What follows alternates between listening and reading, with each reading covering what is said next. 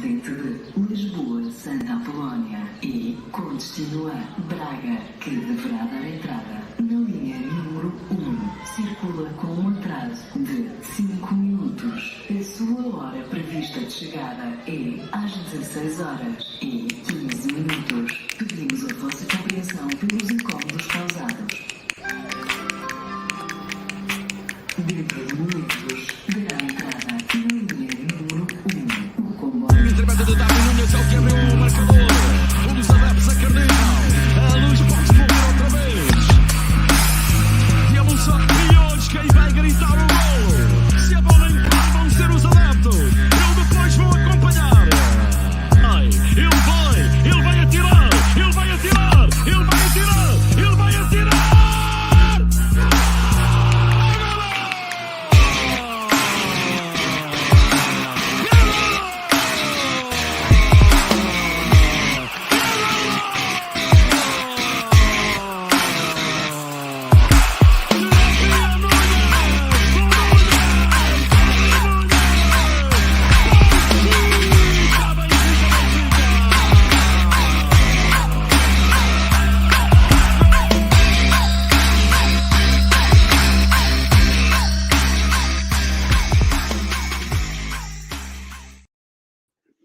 Okay!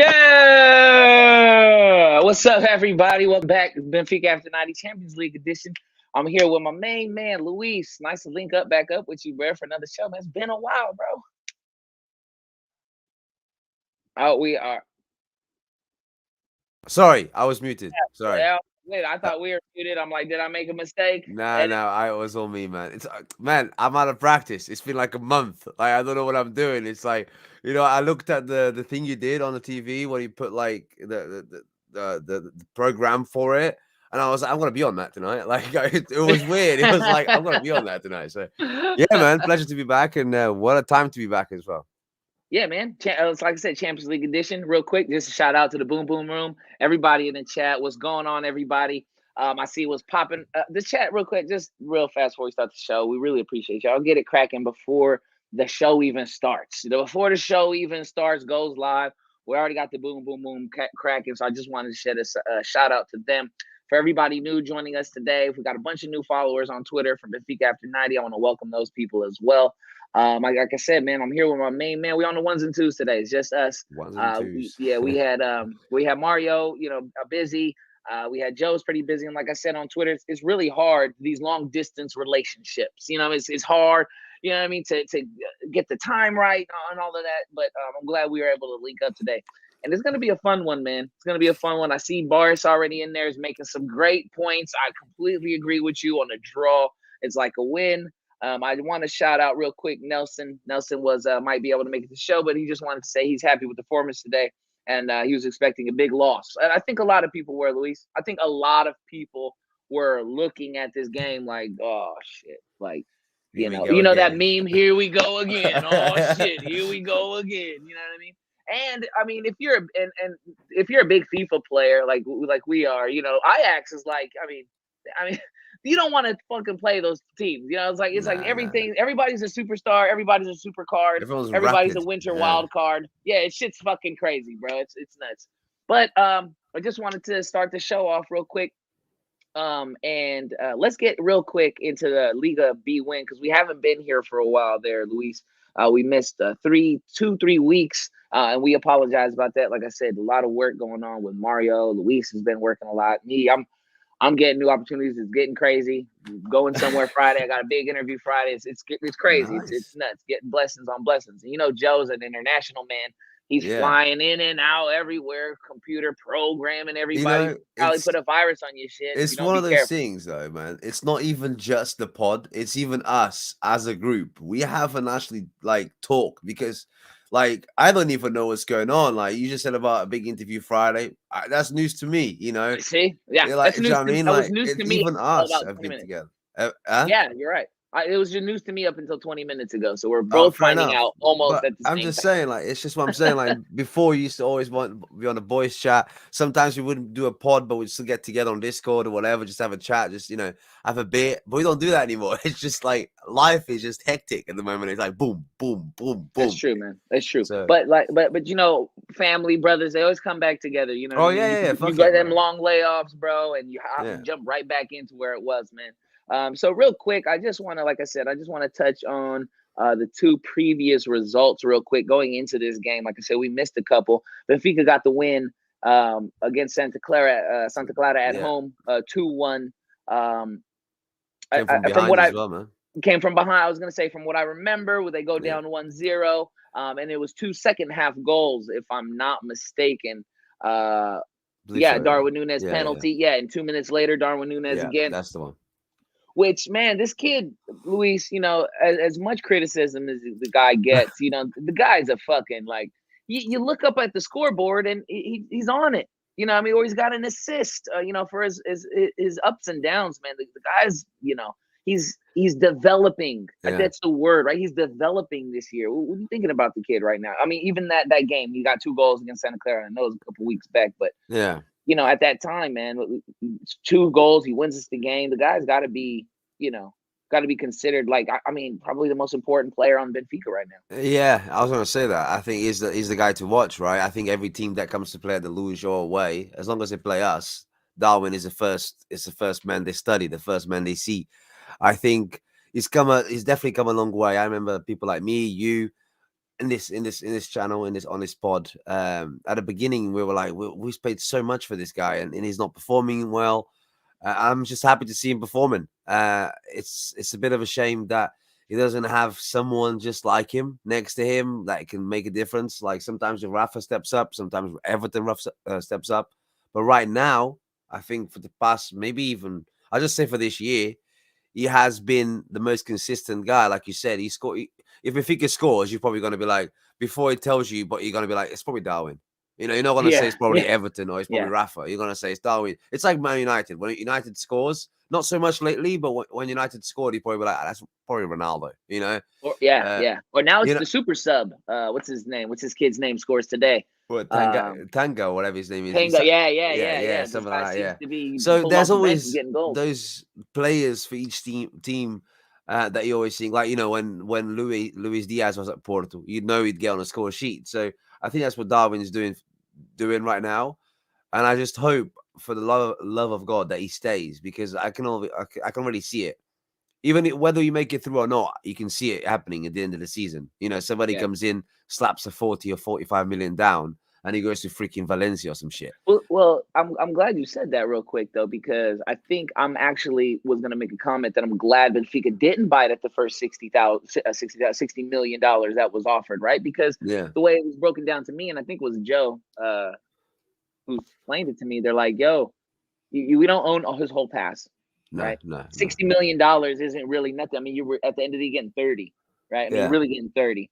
So Benfica's holding out, and you know, sometimes, you know, scary money, like they say, scary money don't make money. You know what I mean? No, exactly. You know what I mean? If I'm scared, if I'm not willing to make a bet on some players, especially with a guy who my expectations were at very high to begin with, right? If you spent $25 million on the kid, the highest ever, you're making a bet, and so far, that bet it looks like a good bet. It looks like one of those future bets that's probably going to pay off, maybe even next year.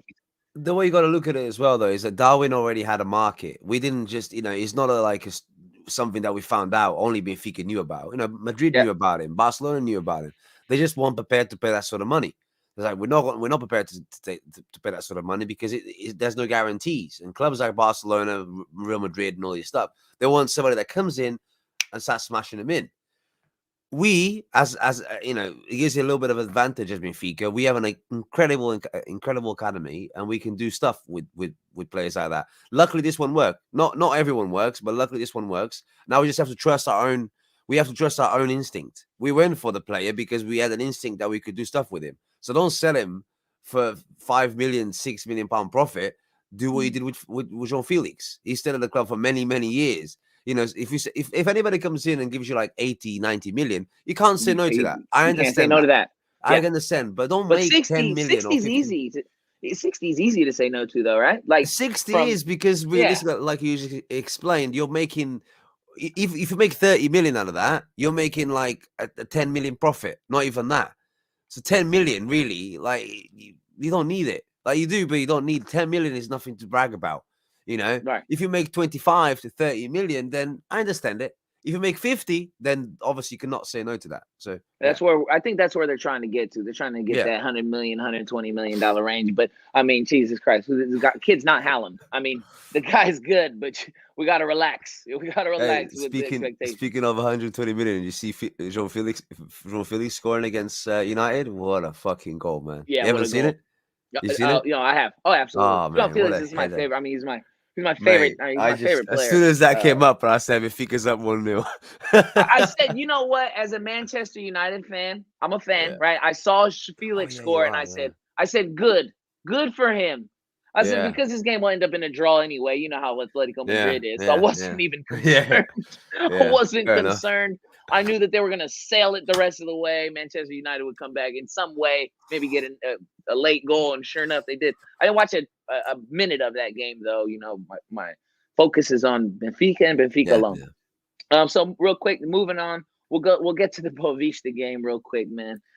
Because this is a good segue into the next game and where everybody's expectations were before today. Because if you go, I could pull a couple cards on y'all. You know what I mean? Go and look real quick. Oh, we're gonna get 4-0, 3-0, 5-0, 7-0.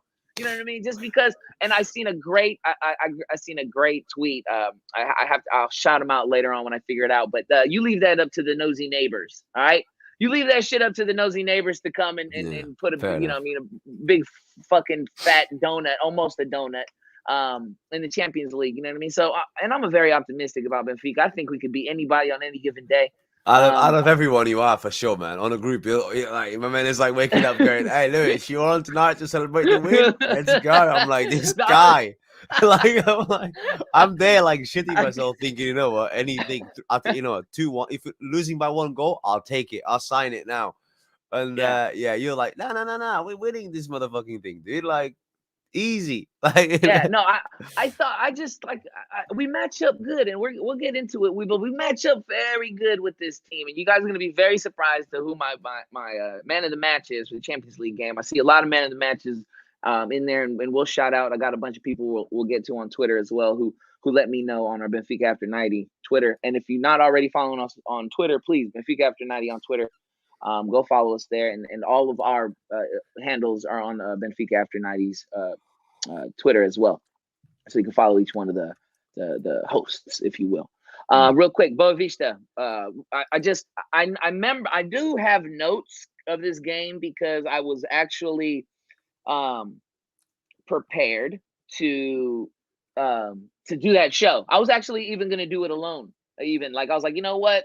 I won't do it alone because I got the boom boom room with me. You feel me? So if anything, the boom boom room is gonna get me good. And if that ever does happen, I'm gonna let you know right now. Midway through the show, I'm sending the link out. I'm bringing everybody in. Whoever wants to come into the show, y'all I can could come just in. imagine me we're doing waking it. up in the middle of the night, looking at what the fuck. We've been hacked. We've been hacked. So Benfica start off in that game, and we're not gonna get into details too much, but first, I like the 4-4-2.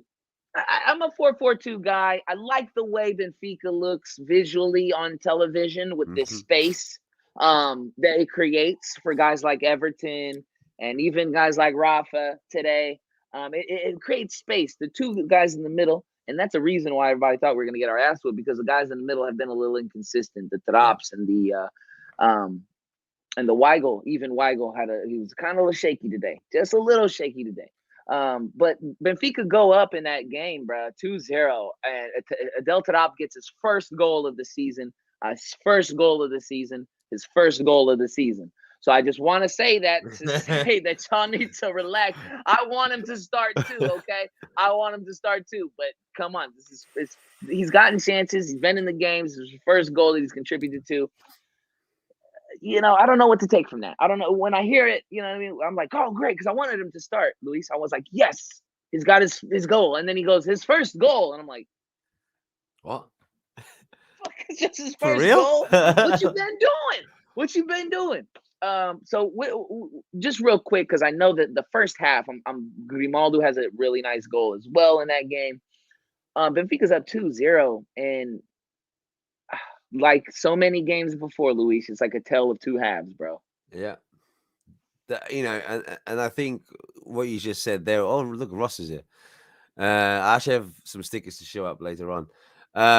But I think what you just said, like, it's always a tale of two halves. This is why at the half time today, I was like, fuck, that second half is going to come. We're going to get tired. These guys have like all the bloody stamina in the world, and we don't. You know, we have tired legs. We have players retiring in a couple years, if not in a year, and it can hurt us the same way it hurt us against Boavista. And I think it's funny because I think like the Santa Clara and Boavista put into one sort of goes into the game today, because we come back from behind to win 2-1, and today we're obviously down as well, and we end up 2-2 with Boavista, the same result today. So it's kind of a weird inception going on here, you know, and and I know we'll get to today's game just after this, but against Boavista, man, they're always tough. We've had our toughest games always against Boavista. We've had Jonas scoring in the very last minute.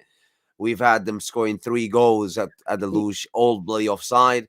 They love to play Benfica. It was a free kick, right? The free kick. Jonas was at the free Jonas, kick at the very last minute. I think, or was that B-side? I think that was. We this is going back quite a few years, but it was last minute or something, and we just did what we always tell the team to do: just put the ball in the box, just kick it up, you know, just wait for a miracle. And a miracle was called Jonas. He literally receives the ball first touch back at the net. I remember celebrated that goal like Benfica just won the title, because we did. It was almost like, you know, we needed that point. We needed those 2 extra points because we were drawing. But yeah, I was very, like Michael said, I was very nervous at halftime, man. I honestly, at halftime, if you said to me, "Hey, do you want the game to finish? We'll finish the game here now, and we'll start it. We'll start up in Cruyff Arena." I'll be like, you know what, fuck it, I'll sign it. I'll sign it. I'll sign it now. Yeah. I'll sign it. Fuck it, 2-1, that's fine. If we're lucky there, we have like a bit of luck on our side. We score first, they shake up a little bit. We may take the game into extra time or something. Bosh, we're through. You know, and then Benfica, I'm going ahead, but then Benfica just played about 15 minutes or 10 minutes where we could have put at least 2 more. Yeah. You know, and putting these games side by side, you know what? Now in retrospect, I'm kind of glad we did it this way, Luis. Recap the other games, because you can tell where Benfica's what's the word I'm looking for? What's important to them. You can tell what competition is important to them this year. And you know what, man? I'm the type of person I'm going to have to admit some faults and some wrong here as a fan, because I'm the type of person, man, fuck the league, man. Let them have this fucking league. You've said that before. Let them have this shit, bro. They want to fucking celebrate. Let them, okay? Let them fucking. Who gives a shit? I want some glory. I want some respect back when I'm watching TV and I got to hear English commentators talk about Benfica. I want not of yesteryear. I don't want to be. I don't want to hear about the '60s all the time. Maybe in 10 years I can hear about the impossible team that went, to the semifinals or some shit like that. On a random year in 2022. You know what I mean? I'm okay with that. I'm fine with that. And I think that has allowed me to maybe kind of enjoy the rest of the season in a different way. I understand where you guys are at. Okay, I get it. You want that big money. You want to focus your attention on Champions League.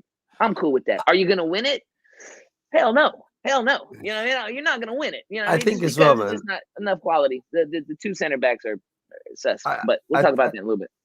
I tell you 2 things, man. I think one, with all these coaches coming and leaving and stuff, I think one thing that Benfica lacks is motivation.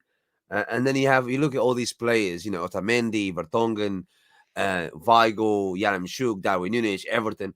These players don't know Benfica. Whether but they're from, mate. Everton's never grew up watching Benfica against bloody Santa Clara, bro. He was watching Barcelona against Athletic Madrid or whatever, right? And no matter how much we want to tell ourselves they know where Benfica is, they know, they just don't know the manto sagrado, what it means to us. And I think something that lacks in this managerial staff, or everyone in a staff. Maybe Ricosta can't do it either. We can see it there. There's no one motivating these players. There's no one going, all right, we're going to go out there and we're going to fight and we're going to smash these guys 3-0 so we can guarantee third place. They go, what? Third place? But when you go into the Champions League, it's easy to motivate anybody because it's the Champions League. The anthem motivates you. You don't need a manager to tell you, oh, that's important. You just need to step onto the pitch and hear the champion. If I'm in the fucking Champions League, bro. Like, a manager could literally not turn up and the player would still be motivated, Yeah. And I think plays a big part. You see players like Rafa running that little bit more. You see Everton trying to dribble just that little bit more. You see Gonçalo Ramos, even though he knows Benfica, like, it just changes, And I think, I'll speak. And the second thing, I was speaking to one of my mates at work, and he was asking me what Benfica was doing in the league, and I was like, "Oh, we're third place. We suck this year." We were just saying this. And let me ask you a question. I was like, let's say you put in a fucking incredible performance in the Champions League, right? You get to the final and you lose the final, but man, you guys are remembered by having a hell of a season in the Champions League. Do you care if you finish third place? I was like, hell no. And the guy's like, really? I'm like, mate, I've got 37 of those. I got 37 titles, like, league titles. I've seen with my own eyes and been there to celebrate the fucking title. I don't know, 5, 7, 6, 7 times, whatever. Like, I've never seen us in the Champions League, in a final. I don't know. I just, if it, I wouldn't be bothered. I wouldn't be bothered as long as we win. Like, in a couple of years. I don't know. I'm with you, and I think real quick, and I just want to touch on this comment. I understand, Juice. I understand, bro. I am not. What I mean by scrappy is Benfica easily. I've seen Benfica in the same positions as they were today give up. Right? I've seen them completely just not interested, disinterested, not try, sit back. I've seen that. We've all seen that. I didn't see that today. I seen the team bounce back. I seen a counter punch. Right? I see you hit me, I'm gonna hit you back. That's kind of what I saw today from Benfica. I haven't seen that type of resilience, not even against our rivals, not even against a Porto or Sporting. And we're not even talking about the game yet. I'm not celebrating that win. All I'm saying is you could definitely see where their priorities are. Thank you, Sin, for getting me that vocabulary word. You could definitely see where their priorities are. And maybe that's out of necessity. Maybe they got forced into that because of because of their woes in the Liga Portugal, right? Maybe they had no other choice but to say, you know what, we're just gonna focus on this. Yeah. That's fine. I guess. You know what I mean? I'm gonna take what I could get, though. You know what I mean? A season like this, I'll take that too. We get past this. We get past Ajax in this next round. We have every chance to. I'm with you. I think it's an achievement. I think it's something you can build off of. Instead of thinking we don't have a team to build off of, maybe we do. Maybe we actually do have a team to build off of, and we just got a little, just gotta pick and choose the right one. So let's go ahead, bro, and let's just start getting into the Champions League game, man. And we won't even talk about, because we all know what happens in the second half of the Benfica game. They were on us. 74th minute, 80th minute to tie it up. And that's the story. Yeah. And you know what? Real quick, I'm gonna put a cap on that. If you want to talk about it real quick, the thing that really pissed me off about that, and I get, or fine, we're building excuses for them, right? The priorities and shit. That's what we're doing. Right? That's what I'm doing. I'm building in excuses. Yeah. But you had a chance at that moment, to pull in 1 point from Sporting. And imagine that. Imagine the shitty season that you had, and even though they hadn't played yet. Right? Even though they hadn't played, you still pulled in within a point. You put the pressure on a little bit, right? They see like, holy shit, we can't slip up, right? We can't make mistakes. And what I mean? Maybe that gets into, their heads a little bit. They always are. Yeah. You're always very aware of it. Yeah. Exactly. How? And then they ask themselves, how they 1 point. We beat their ass the last time. We beat their ass twice, but they lost to Porto. How the fuck are they 1 point back of us right now? You know what I mean? that can show you. I mean, that could fuck with a team a little bit, man. Yeah. But it's so stupid to drop that. I want to say something before we go into the game. This, I can't back it up, but obviously I've been ill for the last couple of days. I've got a bit of a cold, and I was in bed today, and I was thinking about the game and how we're gonna get smashed and stuff. And I remember talking to myself, thinking, "Man, just turn up, just turn up. No one's asking you to win the game. No one's asking you to go out there and murder these people. Like, just turn up, just do your job, right?" And I was gonna do a video. Even though my channel was dead, I was going to do a video where I was just going to put on Twitter and just in Portuguese going to say, listen, no one's asking to win. We're just asking you to go out there and do your job. But that's exactly what they did. And I almost hate myself for not posting that video, because I would have been like, shit, dude. Like, because I'm feeling a bit shit. And I was like, I can't be asked. But like, what they did today is what I ask of Benfica for the entire season, for every game. I've never sat there and go, give me the win. No, I'm saying give me the respect, give me the attitude, give me the hustle, give me that passion, give me, go out there and play like you want to play and you want to earn that money and you want to earn that respect. Because most against, and this is going back on a bit what he said about Boavista. Boavista was like the second half, all the players gave up. It's 2-0. They don't have what it takes. We're just gonna sit back and just enjoy the ride. And you could see gradually Boavista getting closer and closer and closer. Like today, for example, you knew Benfica was going to score 2-2. You knew it because you had chance after chance after chance after chance. You could literally smell it. It's all, even the commentator said it. I can smell a Benfica goal. And then we scored. Absolutely. Right? And that's the same way Boavista was. Boavista kept going and going. And you think, well, they're eventually going to score. And then what happens is, when we scored 2-2, Ajax sort of woke up and closed up a little bit and thought, fucking hell, man. Like, but we didn't. Against Boavista, we didn't. No. That was lucky fluke. If that game was 10 minutes longer, we might have lost that game. Because we got so deep into our own stupid heads that we couldn't get out of it. Today? No. Boavista. No, Boavista. Boavista. Oh, yeah. Yeah, I mean, they had 10 minutes. Today is the other way around. Today, I think, because Ajax, I got you. I honestly gonna say this as well. I can guarantee you, Ajax came to Lisbon and underestimate Benfica, because they came in, they scored as well, and they thought, done. The whole like leg is done. We're gonna score one here. Later on, we score 2-0. We take it home, score a couple there. Bish, bash, bosh, Bobby João. You can literally see. And then all of a sudden, Haller is like, fuck, that's the wrong net, that. Fuck, all right. Yeah, the guy likes to score goals, this fucking guy. Well, we're going to talk about it. But you can see it. No one can tell me that Ajax came to Lisbon and respected Benfica. They didn't. And what I'm annoyed at is they're going to respect us now. They're going to, but that could play into our hands, brother. Let's get into that game, all right? Yeah, and we're gonna go ahead and take that off, bro. We're gonna go ahead and pull it up, baby. We're gonna pull up that ticker. It's ticker time. You can see it at the bottom. Benfica played Ajax today. That's why we're here, y'all. That's why we're really here. We're gonna go ahead and get into the lineup here in a moment. Let's find the fucking video. Where is it, Eddie?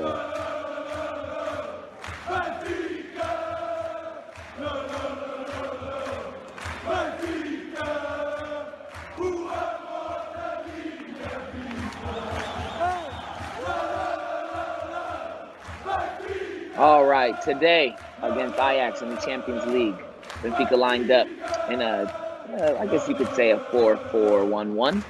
Darwin Núñez up top, Gonçalo Ramos behind him. Had Rafa Silva, Adel Tarap, Julian Weigl, and Everton Cebolinha in the midfield. Gilberto makes his triumphant return to the Benfica starting lineup. Nicolas Otamendi, Jan Vertonghen, and Alex Grimaldi with our defense. And Odie can't catch a fucking ball to save my life. Vlachodimos was between the pipes today, man. And that was your starting lineup for today's game. First of all, Luis, and I want you to go ahead and touch on this, because you and Joe did a little bit of back and forth there this morning once you seen that midfield, man. What did you think about that midfield today? The midfield, I understand that's pretty much all we got, but I was also thinking, man, they're slow, and I said as well. Like I don't know if you heard it, but I said Talab is gonna have to have a really good game to be able to do anything, because he's gonna have to put not just his dribbling but his vision, and he's gonna have to be intelligent. He can't be dribbling or doing little step overs. When you play when you have players like Anthony and Tadic and When Haller they and press, they press. press. So, and as soon as you lose the ball, Weigel's not going to be able to contain it, and all of a sudden you're going to have like four players against two, and Grimaldo and Gilberto, and then Vertonghen. Anyway, in my head, I just envisioned it 5 players literally just running, and us just going and running away, But I do like. I've always had a soft spot for Taarabt. He plays the football that I like to watch. The nice little step over, the almost not necessary step over, but that screws up the other player because it's so unnecessary. If that makes sense, you'll receive the ball and go, "Hey, you don't need to do that." But by doing that, I'm now like, "Wait, did he do that for a reason? Is that a reason why he did that?" And I think it screwed up a lot of the plays for Ajax, because he kept doing the little, like, he'll receive the ball, and instead of passing it to the right, he'll turn his body to the left, and then still pass it to the right, but he'll pass it to the right with his body turned to the left. And the guy's like, "What is that doing, man?" No look body fakes. Hey, what? You're so shit at football that no one knows what the fuck you're doing. That's what Taarabt is. It's like, Luis, you said that the way he scored that first goal against Benfica. Yeah. I want you guys to. He had no business scoring that goal. The way, I don't care what anyone says. The way, the angle, he didn't even look. Like, he just let it loose. And I know, instincts. I know instincts. But he had no business making his first goal because, like you're right, his body is just awkward, man. He's the drunken master. I've always say the drunken master. He just always. It's true, right, and then right there, bing, bing, he hits you with 2, and you're like, oh shit, what the fuck? Obviously we're both, like, I wouldn't say big, but we play a fair bit of FIFA, right? Do you know when you play guys that are so rubbish, they just run in a straight line, but you never expect, but the thing is, you never expect that. You expect a step over, a little dribble, a little cut inside, and they'll just run in a straight line. And you think, who the fuck does that? That's Taarabt. That's Taarabt in real life. No one's expecting him to do what he does. When he catches the computer off guard, they can't catch up. They can't, because you'll select the defender and go, oh, he's definitely going to cut inside and try and pass it in. No, he'll run all the way and think, what am I supposed to do? And then you have to play worse to be able to beat. I don't know. It's weird. And Taarabt did that today. Weigl, I'm going to be honest with you. I mean, maybe it's my mentality in football that my center defensive midfielder has to be a unit. He's so quiet. We'll get to it later on. I gotta be honest. In the beginning of the game, when it starts with this fucking guy, the game starts real quick. Real quick. I know you guys. Before I forget, I have to say, next to the Benfica kit, the red, I don't give a shit what it is. That Ajax Bob Marley kit is the greatest fucking thing I ever saw on a football pitch. It's so beautiful. I'm sorry, I don't give a shit what anyone says. The 3 little birds. That kit with the 3 birds and come on. When I see them walk out in that kit, I'm like, no. They walk out in that kit. That moment, I'm like, oh, we're gonna lose. For 1 second, I was like, there's no way we're gonna beat Jammin today. But then there's no way. It's like, what a wonderful they walk kit. out. What a wonderful kit, bro. Whenever they walk out wearing that kit, you can hear it at the back of your head. Don't worry about it. Oh, mate. And it's like, all right, silence. But I love that kit. I need to buy that kit. I need to too. I need it. Purchase. I need it. Yeah, I don't care what happens in the next leg. I need that kit. Oh, no. That's nothing to do with that. There's nothing to do with that. It's a beautiful kit, man. It's just fucking beautiful. Yeah. Golly, it is, bro. I'm a huge Bob Marley fan. I mean, like, since I was a kid, it's easy to say, everyone says I'm Bob Marley, but I literally love Bob Marley. But what a great kit. So, talking about Weigl, look, man, the game starts off, and if you watch Atletico Madrid, Manchester United, I'm sorry. I'm sorry that you missed a great game of football today because you wanted to go with the names. You wanted to watch Ronaldo and you wanted to watch. I get it. You want to watch Simone on the fucking sideline, fucking mad. I don't know what he's mad about all the time. That you watched that game today, I'm sorry, okay, because you missed a hell of a fucking football match out there with Oh fuck yeah! with Benfica and For the Ajax. neutrals, what a game! What a game! What a game! You know, and they go. Richie Q went with the names. Richie Q, man, you gotta go with the football, man. Go I with the went with the classic names. matchups. Go with I the know, I classic understand that. matchups. Man. I'll get be it honest too. with you. I understand it. I understand it. You know, I the only thing is, at half time, I definitely would have switched over, even if I went with the names, because I'd have been like, 2-1. You know what? Let me go with this. Yeah, I agree with that. You know, I'm lucky enough to have a girlfriend that likes football a lot, and she watched the entire Benfica match. Not because of Benfica, so not because of me, just because because I said, like, you watch what you want to watch. Like, I'm not gonna make you watch Benfica. But she was watching with her dad, and she was like, well, we started at the Benfica game, and then it just got entertaining, and we never really, you know, we checked the Felix goal, but we never left because it was entertaining to watch. And I have a Liverpool supporter that loves to watch, you know, loves to take the piss out of United. So he watches United games to be able to take the piss out of them. But he's like, no, I watched like 80 minutes of the Benfica Ajax game because you guys are on fire. Ajax were on fire, and it was just entertaining to watch. And Absolutely. you know, it happens. You know, it happens more than it happens more than you think. You know, whether like the two, like for example, you have Madrid PSG, right? There was one goal in them in Well, I know. Yeah. And I watched the other game. I can't remember what the other game was now, but I watched the other game. Well, it was a Sporting one. Yeah. You know, that was 5. You know, no, but I didn't mean it that way. I didn't. Oh my God. Hey, I watched that game. I went with the names. I went with the names. I went with the names too. I went with the Bernardo Silva and Ruben Dias. Those are the names I went with. Even though I can't stand neither team. But I knew. Oh shit! He's for you. I knew. I forget that. Yeah, I can't. I knew though that I had to watch Bernardo Silva. I just had this feeling that Bernardo Silva went into the game in the locker room before that game, and he goes, "Hey, look, I want y'all to do me a favor. We're going to go out here. We're going to beat the shit out of these fucking guys. I don't want y'all to stop all 90 minutes. I want you to attack these fucking guys. I want you to score every fucking thing. We're going to embarrass the shit. And every time I score a goal, I'm going to lift this arm up, and you're going to see my Benfica tattoo on my arm every fucking time. And I'm going to let Sporting know, you know what I mean, that, I did it for them. I don't want to digress. I don't want to digress too much, but did you see when Bernardo had a short interview? I don't know where. He had a short, like 2 or 3 minute interview. And the guy's like, so Bernardo, did you expect it to be like this? He's like, no, really not. I really did not expect to be like this, to come here and just completely dominate the game, annihilate them. I didn't expect it to be like this. You know, I Champions League, you know, whoever plays in this stage of the Champions League are the best teams in the world. Like, I didn't expect to come here and just trash one of them. You know, and I'm like, stop it, man. Stop it. He's not looking at the camera either. He's like just looking down. He's like, yeah, so I didn't really even expect. I didn't really break a sweat out there. But what were you saying? Oh, man. But anyways, man, real we quick, can say this now because we didn't lose 5-0 to Ajax. Yeah. For sure. Ha, right? Fucking bastards. That's what you get. That's what you get. You guys motherfuckers walk around all. That's what you get. Real quick, Weigel, dude. Yeah, sorry. If you play FIFA,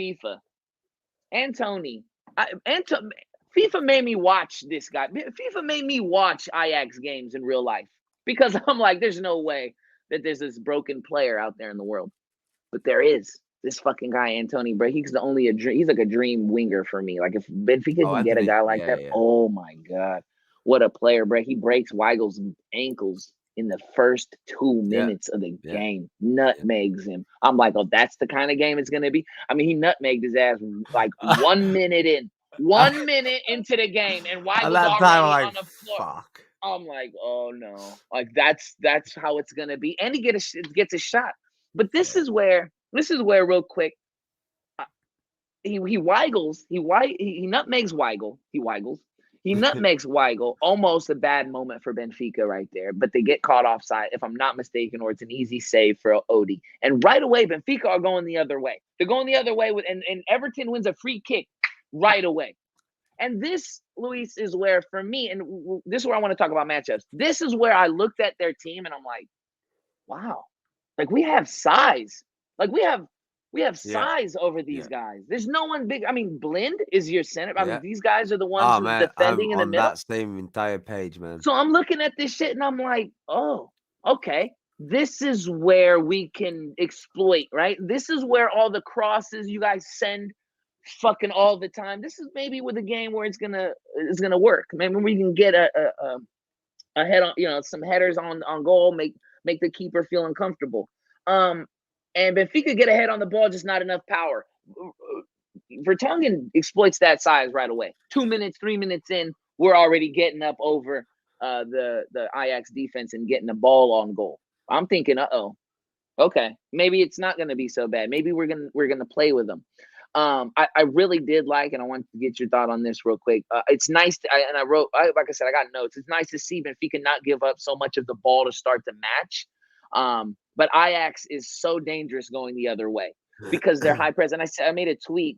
No wonder there's a wrinkle in Benfica's offense because we can't handle a press, right? We can't handle a press. That's why there's wrinkles all over. My shirt looked like I got chewed up because I can't fucking iron.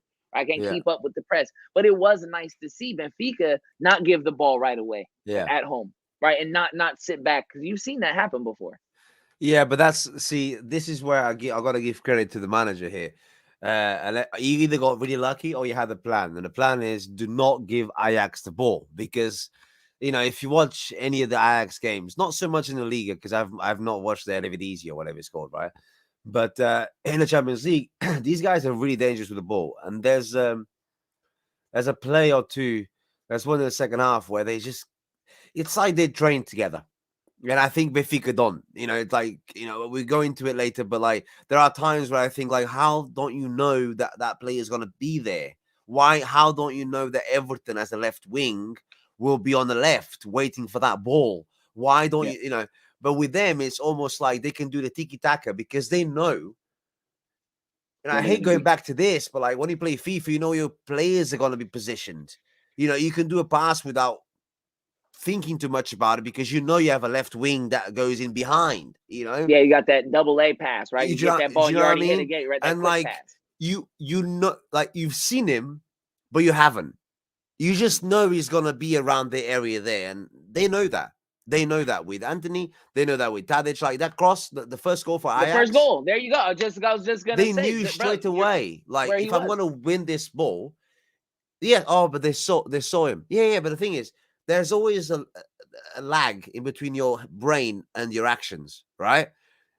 When you see a player, it takes you a little bit to send a signal to your foot for then your foot to pass that ball. So he's already passing that ball. He's already decided to pass that ball once he sees a player because he sees a player at the same time he passes the ball. No hesitation. No hesitation. So the ball is going to go there. And, it's just, and let's remind ourselves, Tadic is left foot. He's not right foot. He's not right footed. So that's that's a really good finish. Go on. Sorry, man. And you know what? No, I'm glad you said that. Real quick though, because right before that, and you made a good segue, but right before that, Benfica had some chances early right there, but without a real identity in the box. In the 11th minute, I marked it down. Around the 11th minute, Benfica had a couple chances that kind of popped out the other way, but without a real identity in the box. We give up. We give up possession and it goes the other way. And like you said, in the 18th minute, they show why they're so dangerous. He finds an open man, and you're right. He does pass without looking, but also if you notice, they pass while they look. Like they actually look up and they see, oh, that's where he's gonna. I see him here. He's gonna be here. I'm gonna put the ball right. Yeah, because he's already committed to make that pass. He's just putting because I always say with Benfica, it's like they receive the ball, they look, and once they acknowledge, and you have a good example here, Otamendi, centre back, and he's got someone completely the other way around. He's got somebody like I can't remember exactly. Anyway, and you have you see the Tarap to Weigl saying like this, go there, and it takes him a good 2 seconds, almost 3, to acknowledge who Tarab Weigl is pointing at. He goes, that guy. He then looks down, looks up again. Okay, he's there. That's where the pass is going to be made to. Then he pulls his fucking foot back and then passes it. By the time he passes it, I don't know. I think it's Anthony actually or Gravenberg, whatever. He's like, well, the ball is going to go there, mate. Like, fucking hell. What, you on slow motion or something? And he just intercepts it. And luckily, I think it's Vertonghen that puts his foot out and wins the ball back. But I'm like, wait, that took way too long, man. Did my TV like freeze or something? And I think that's what we lack. I think 3 things we lacked a lot today, and Boris pointed one out. The players look a bit lost, and they do. It's like there's no game plan. You know, They if you can't got handle Rafa, the press, brother. They can't handle the press. They can't but handle a high even when they press. go forward, but even when they have the ball and never counterattack, you know, at one point Darwin's go left, right, then he goes left, then he goes back, then he goes right again. I'm like, what are we doing? Fucking like, I have the ball. I don't know where the fuck Look to at go that. now. Look at it. Look at who we got. We got a special guest in the show, brother. Yeah.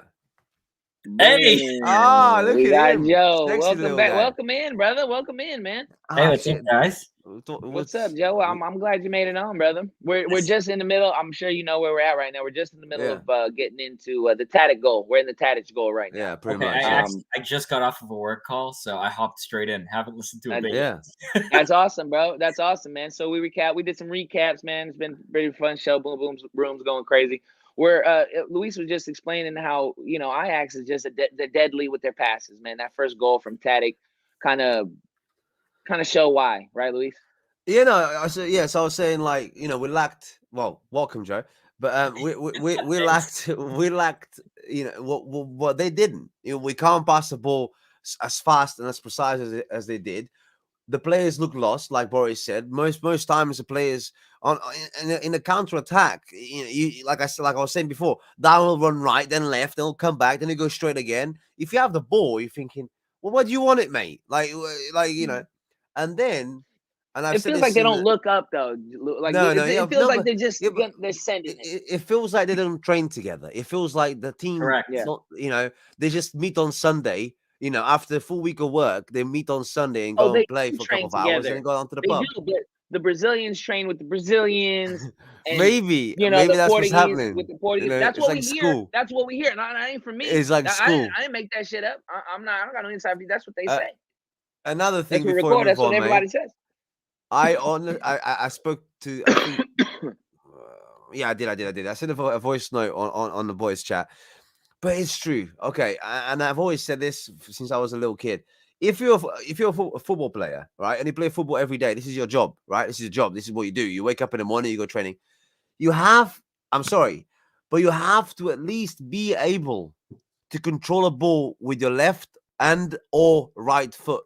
You have to be able to. If you play for a U7 side, what do they have you doing drills left and right? Yeah, Listen, I understand. Or at least set up the shot with the right with your left, right? You set up the shot with the left for the right foot, right? I see where you're going. We don't do that. It's fundamentals. That's fundamentals. I'm not asking everyone to be like ambidextrous, right? I'm not saying, hey, you have to hit it with your left like the right. Look at Messi. Guy has one foot. He only needs one foot. But here's the thing. If it came down to it, he's always able to get himself in the position where he can use his left foot, right? If you're that good, where you literally can contort your body to always be on your powerful foot, all power to you, right? Grimaldo couldn't do that, right? But and I think I don't know if you guys have gotten into anything about the goals really. But like Odie, we're on the first goal. We haven't scored yet. We're down 1-0. We're down 1-0. We're down 1-0 right now, brother. Let's get it. Let's tie up the game. Let's tie this motherfucker up. Then tie it up. The 25th minute, Benfica is relentless, and this is where I wanted to say. This is where the word priorities came back into my head again. I'm like, okay, these motherfuckers, they ain't giving up. They believe. And Jan Vertonghen made this comment. They said, we've been watching a lot of film on these guys. We know how they play. We got something for them, right? And Benfica go the other way. The 25th minute, Benfica's relentless in the box. After a couple deflections, Jan gets it back on the keeper. And after another deflection, Jan manages to catch Ajax in a bad spot. And Mr. 10 goals gets caught in a bad. Haller gets caught in a bad spot. And boom, own goal. Benfica Can I just say, knock him down to 9 now? Is that how that works? They take one away?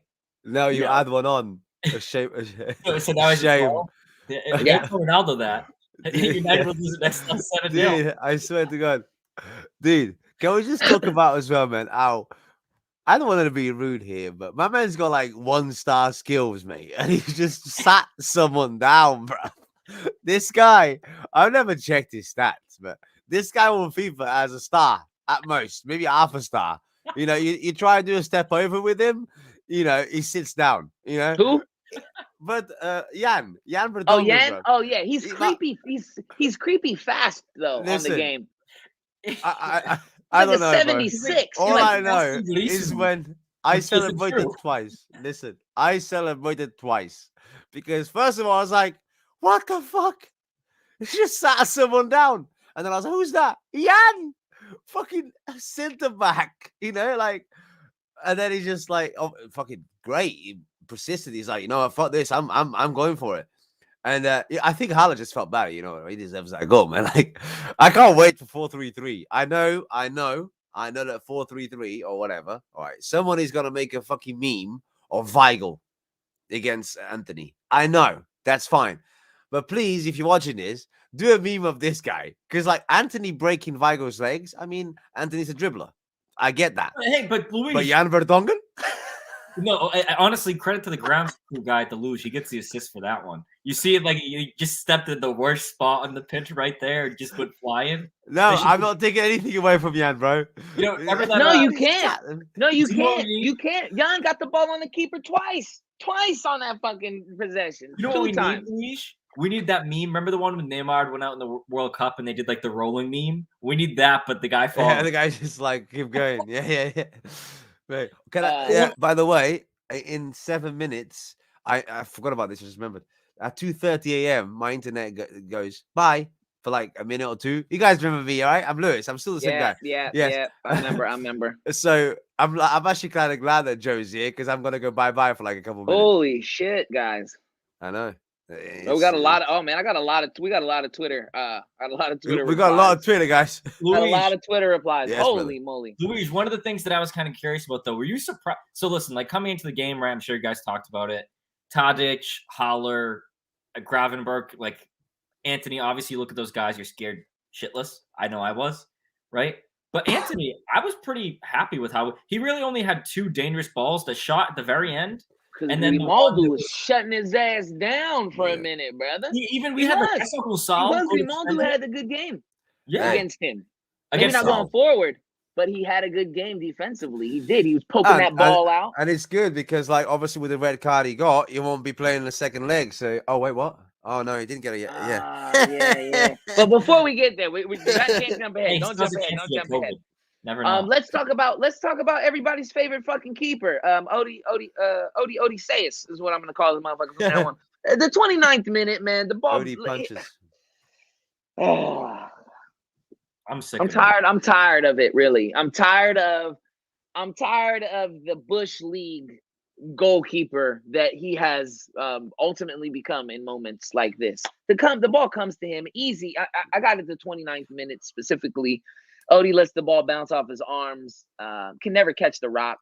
Ajax is up 2-1, and Ajax is in the lead on 2 mistakes. I mean, really, the 2 goals we give up are 2 mistakes by Benfica that Benfica made, right? Like 2 silly, like shot myself in the foot mistakes.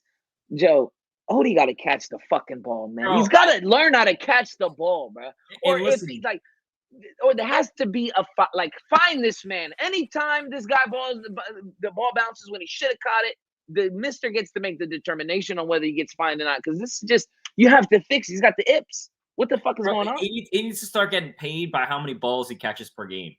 Right? I don't care if they're from your own teammates and we start getting penalties called against us. Just catch the ball. Right? But Melo, I'm one of Odie's biggest defenders, right? I know you've all. Right, no, so it's I don't get it. Here's the thing. I'm done. We've seen. Listen, during the Champions League, there were 2 players. I believe there were only 2 teams that had 2 players with a player elected to the champions, to the team of the group stage. Right, we had Otamendi and Odie. Right, Odie was literally elected the best goalie of the group stage. Since that, he's literally just gone downhill. It's literally gone downhill. Even in the league, he doesn't catch the ball. He doesn't. They're making shit up now, huh? They're just making shit up. His distribution, listen, it's terrible. But his distribution is garbage. No, wait. Mate, his distribution might be garbage, but the animation though. my man kicks the ball, starts through the matrix. Yeah. What are you doing, bruv? Like, he does that all the time. He's inside. like, I kicked it there, but watch it. Yeah. Hey, here I'm comes like, what are you doing, bro? Juice. I get it, bro. I get it. We all. I don't. As a matter of fact, I don't think many Benfica shit on Odie as much as they should. There's another player that we should shit on a lot more, and I didn't touch it on this. Man, I'm gonna start doing that. But bro. damn, bro, like, come on. I'm not shitting on nobody. I ain't no what. That's not what I'm doing. I'm just saying whether the guy had a bad game. The guy can't catch the ball. That ain't talking shit. There are things, that ain't being negative. That is a fucking fact. There are things I watch him more than he watches him. I guarantee you that. I guarantee you that. I guarantee you, I've watched more games of Odysseus play than Odysseus has watched Odysseus play. Probably more There's than no his dad. fucking doubt. There's no doubt. Yeah, Probably more than his dad. I've never watch had every weekend. I've never had And the goalkeeper training. preseason. And go to the United States. Go to fucking across the United States to see him play in a fucking Even in practice. Listen, even practice. I've not seen him in practice. You fucking right, Joe. I've seen him motherfucking in practice. I've seen him in practice. That's for fucking sure. And he can't catch the ball. The thing, Catch the ball. the thing for me though, like, I know we're on about him catching the ball, but like, it's not even just about that. It's about like, I've seen keepers that can't catch the ball, but when they punch it or when they save it to the sides. Over. Yeah. And where the ball was, and again, I'm not a goalkeeper. I never had goalkeeper training, but I've seen goalkeeper training, right? And I'm like, if the ball comes out at you, put your hands in the way. The ball. It was so easy to put the ball out for a corner. Like it would have been easy to just go corner. Could have just gobbled it up. Gobble it up. Yeah, I'm with Melo. Like, listen. Wait. Do what, Melo? Do what? Gobble it. Gobble it. You gotta do the gobble it down. Gobble it. God damn it. I don't know what happened, Learn how to Joe. straddle. You was calm Learn how before to you got straddle. here, brother. You came in here. All you needed to hear was I don't care. practice. I don't care. He's I'm not riled up. ashamed. I know who I am. I don't give a shit. I know how it sounded. That's how I meant it. Learn how to straddle a ball, buddy. God damn it. I mean, because we're just having fun. We're talking about that, I guess. But you can't tell me. I'll go on my Twitter feed right now. I'll go a couple hours back. Everybody was ready to kill Odie with this game. I mean, it was just so dumb. Here's the thing, Melo. It's like the worst thing is you will have, like, he made that crazy leg save that I think it was whoever the guy who assisted the ball. I always forget his name. He's the Moroccan guy or whatever. He always makes these crazy. He's a shot stopper. He's the definition. You go through any video game, right? Any type of scouting reports. Odysseus is the definition of a shot stopper. Distribution, he pretty much gave the ball to the other team, right? He's great with the animation. I'm gonna start doing that. Yeah. I'm literally gonna start that work. I think Odie is the only rare gold card guys. in Liga Nos. I want to start going like cocktails and stuff and go, all right, here's your Long Island. And then it's like, cheers, mate. I've always said, you gotta kind of watch. I'm never gonna let that die though. If Odie was a boxer, he'd be the fucking middleweight champion, heavyweight champion of the world. He'd be fucking Mayweather. Bing, bing, bing. He'd be done. He'd be lights out. This guy can punch. The guy can punch. That's for damn sure. So, but that's the thing. The thing with me, Melo, is that in this game, right? And I know we're not talking about shooties in the match. Just one last thing on this goal. Like you said, I think Luis's internet just went out, obviously. But what you were going to say was that he's hella thirsty.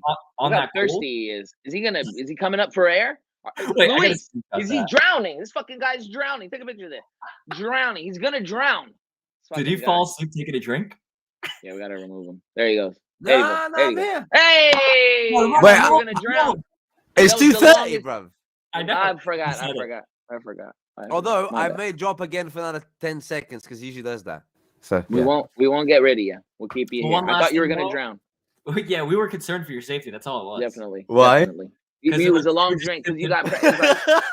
No, I shouldn't watch that. You a thirsty son of a gun. That guy's thirsty. I can see. There he goes, and now he's happy. Cheese. Melo, but the thing for me, like you said, that was a catchable ball. Like it wasn't like it was a crazy deflection. The ball was pretty much coming. It took a little bit of a deflection. Like you need to take care of that. Yeah, you know, you got to do your job. I got to get this on camera. I also hold on. Yeah, I got to get. We're using that for my Twitter picture, my Twitter profile later. I'll use the other one. Oh, for sure. No, I'm with you, brother. I'm with you. The Tried to do man, it again. he's back. He's back, and he's drinking. He's still drinking. Is this the same thing? Oh, okay. I don't know if we went Okay, back. I don't know how. now it'll be I don't know good. how the Now internet works we should. in Europe. Uh, No, I'm with you, no, Joe. fuck I'm off. with I'm you. in the UK. I'm not in Europe anymore. Oh yeah, that's right. You guys got your independence. How's it? That's why we didn't let him win the Euro. Oh God. Hey, no, I'm with you, man. I'm with you. But like I said, I'm not on shit too much. It's just a dumb mistake. Let's. They go up 2-1. That's where we're at right now, right? The Ajax is up 2-1. Ajax are aggressive at this point in the game, right? They've already got 2 yellows on a center back and a right back, if I'm not mistaken. Yep. Yeah. Right. If that's how it went.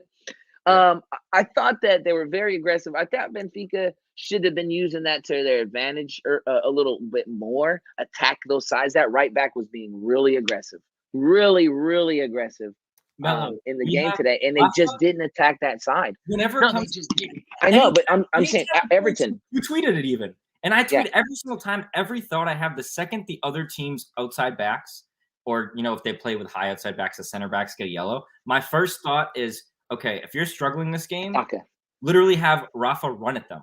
Because either we're going to get goal scoring opportunities or they get a second yellow, and great. That's not like playing cheap, right? You're just being smart. You have a player that's faster than everyone else in the field every single game, and you're not into trouble. Create problems. Yeah, attack that side. Exactly. Attack that side. And Bend is old. I mean, look, man. I think in the first half, I know we're still in the first half here. I think in the first half, we're going to learn that we got lucky. We did. We got lucky because I said Ajax are very aggressive with the press. Benfica has never been able to handle the press. They're not strong on the ball. They're not particularly strong on the ball. We don't really have strong dribblers. Yes, Rafa is a good dribbler going forward, and he's really fast, but Tarapte is the best dribbler on the team. And that's saying something. He's the best guy on the ball. Weigel's not even that good on the ball. He should be. As if anything, this center defensive mid should be at least defensive and be able to fucking, hold up play a little bit. You know what I mean? You're not getting it. Get that elbow out there, man. Put some distance between you. Yeah. And they didn't do that. And I thought that was a mistake. So that's really, that kind of ends the second half. The first half, we're down 2-1. And really, here is where Luis is, and he mentioned this earlier. I want you to go ahead and take it from here because we're at halftime. We're 2-1 down, and tale of two halves, right, Luis? What did you think? How did you think Benfica was going to come out? But before we talk about how they did, how did you think they were going to come out? And then Joe, I want you to answer. You're just going to speak for me because we both did the same thing. I'll be honest with you. I've said it before, I think, on the pod today, but I'd say if anybody came through that door and said, all right, listen, mate, we're going to finish the game here. We're going to finish it here. You're going to lose 2-1. Just sign down below. I would have been like, all right, what the fuck's my pen, bro? I'm like, hold on, give us a second, and I would have signed it. There we go, red pen and everything. I was shitting myself, man. Joe will agree with me because we have had this chat before, but we on tired legs. We have age against us. We have people that are going to retire next year, the year after. We got that up to the middle. We got Weigl. We got to be so tired by that time. Gilbert too, who hasn't started a game in God knows how long. Yeah. You have obviously Jan. You have Gonçalves been. He's young, but he's been doing. The entire corridor for the entire first half. So I thought to myself, this could go very wrong here. Very wrong. We can concede another couple goals, and you'll be down by 2 before you even know it, by 3 by the end of the game. So yeah, I would have definitely taken the 2-1 and gone with it. I especially think part of the reasoning there, right, is when the starting lineup came out, I liked the 11, but my first thought was instantly like, listen, honestly, compared to JJ, I found myself much less upset with VinteUm's starting lineups, but way more with his subs, right? So when I saw the starting lineup, I looked right away. Man. You look at the lineup, though, you guys know you're taking off Tarapte and you're taking off Gilbert, guaranteed. They don't have the physical. There's one other guy.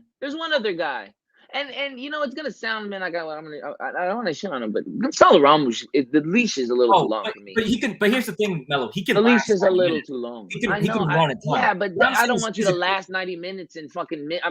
Miss. You're an empty spot. I don't care if you could run fucking side to side for 90 minutes. you know, the kid finds himself in these places, these positions, and he just like today, like he did it today, and yes, is right before, and we'll get to it, but right before his shot, he fucked up major, and I just think that that's one guy. I thought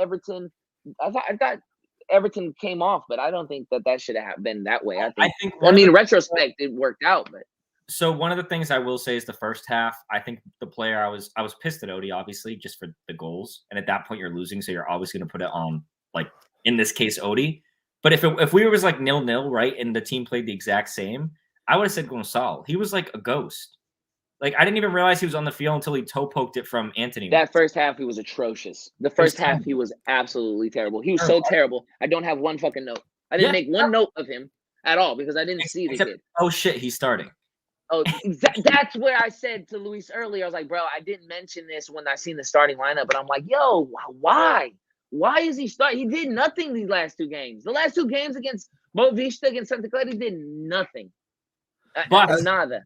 But I will say, in this game, especially just the fact that he took 2 shots from outside the box. That's 2 more shots than the whole Boavista game for the whole team. That comes in, so that's what I'm saying. After that first half, I was really upset that when he didn't come out. I was. In retrospect, I was completely wrong. And he ends up being, the key, the key that unlocks, the second goal, of course. But god damn. Yo, I'm gonna have to disagree on Gonçalo, man. I think, like, I know. I'm glad. Attackingly, I think he lacked in the first half, but I think what happened in the first half, and that was a lot more pressure from Ajax in the first half than it was in the second. I wouldn't say it was tired legs. I think it was down to us being able to break past that barrier. It was the luge too. Yeah. And I think it was stuck between. And I want to say, I think Weigl was just non-existent, and I think Gonçalo lost a lot of his attacking. Because he's dropping back. Because he wasn't driving back. He was staying back. He wasn't going anywhere. He was anyway. Just being I got you. And we lost in the attack. I'm not a fucking smart like a guy that knows football. I'm just saying, like, I saw him a lot in the position they shouldn't be. I'm like, why are you there? And then I see Weigl like sort of lost a little bit, and I don't know, maybe that play against Anthony made him a little bit scared because sometimes so early in the game you get absolutely annihilated like that. He plays with the emotions. I don't know if that's what it was. But I think in the second half, when the team sort of, in my opinion, Taarabt came out a little bit more, started doing the stupid, like, unnecessary step overs that break everyone's ankles, and they think, what was that about? He doesn't need to do that, but he does it, and then players think like, we spoke about this earlier on. It's like playing against somebody so shit on FIFA that he beats you because you're not expecting to just run in a straight line. Taarabt is that guy. Taarabt is that guy. Sometimes he can put up. Sorry, go ahead. No. Taarabt is. I'm just saying, Taarabt is the guy that, like, he receives the ball, he'll do a couple step overs, but not move anywhere, and then pass the ball to the right. And you think, you sort of stop and go, why didn't he just pass the ball? But then the thing is, in your head, you think, wait, was there a reason, guys? Was there a reason he did that? We missed something? We missed it. Is this guy so far ahead of me that I don't even understand what he just did there? And so I think that's what comes across at times. Huh? I think for me, that's what ends up happening is you see him, like, he always seems available because you never know what he's going to do with the ball because he doesn't do the things. But that's what I'm saying. Okay, look, you look at Weigl, he receives the ball, you know what he's going to do. Half the time it's going back, which is fine. And Everton, even though he's got that skill, he's going to try and cut inside, put the ball on his right foot. 2 shots, cool. But when Taarabt gets the ball, no word of a lie, guys, I'll get up and go, oh, what's he going to do this time? And that's what makes me watch football. The Ronaldinho, I'm not comparing him, but I'm just saying, like, Ronaldinho, the Messis. That was the Santa Clara game. The Santa Clara game in the second half, Taarabt came in and he turned that game around. Yeah. Right. That's the potential that Taarabt has.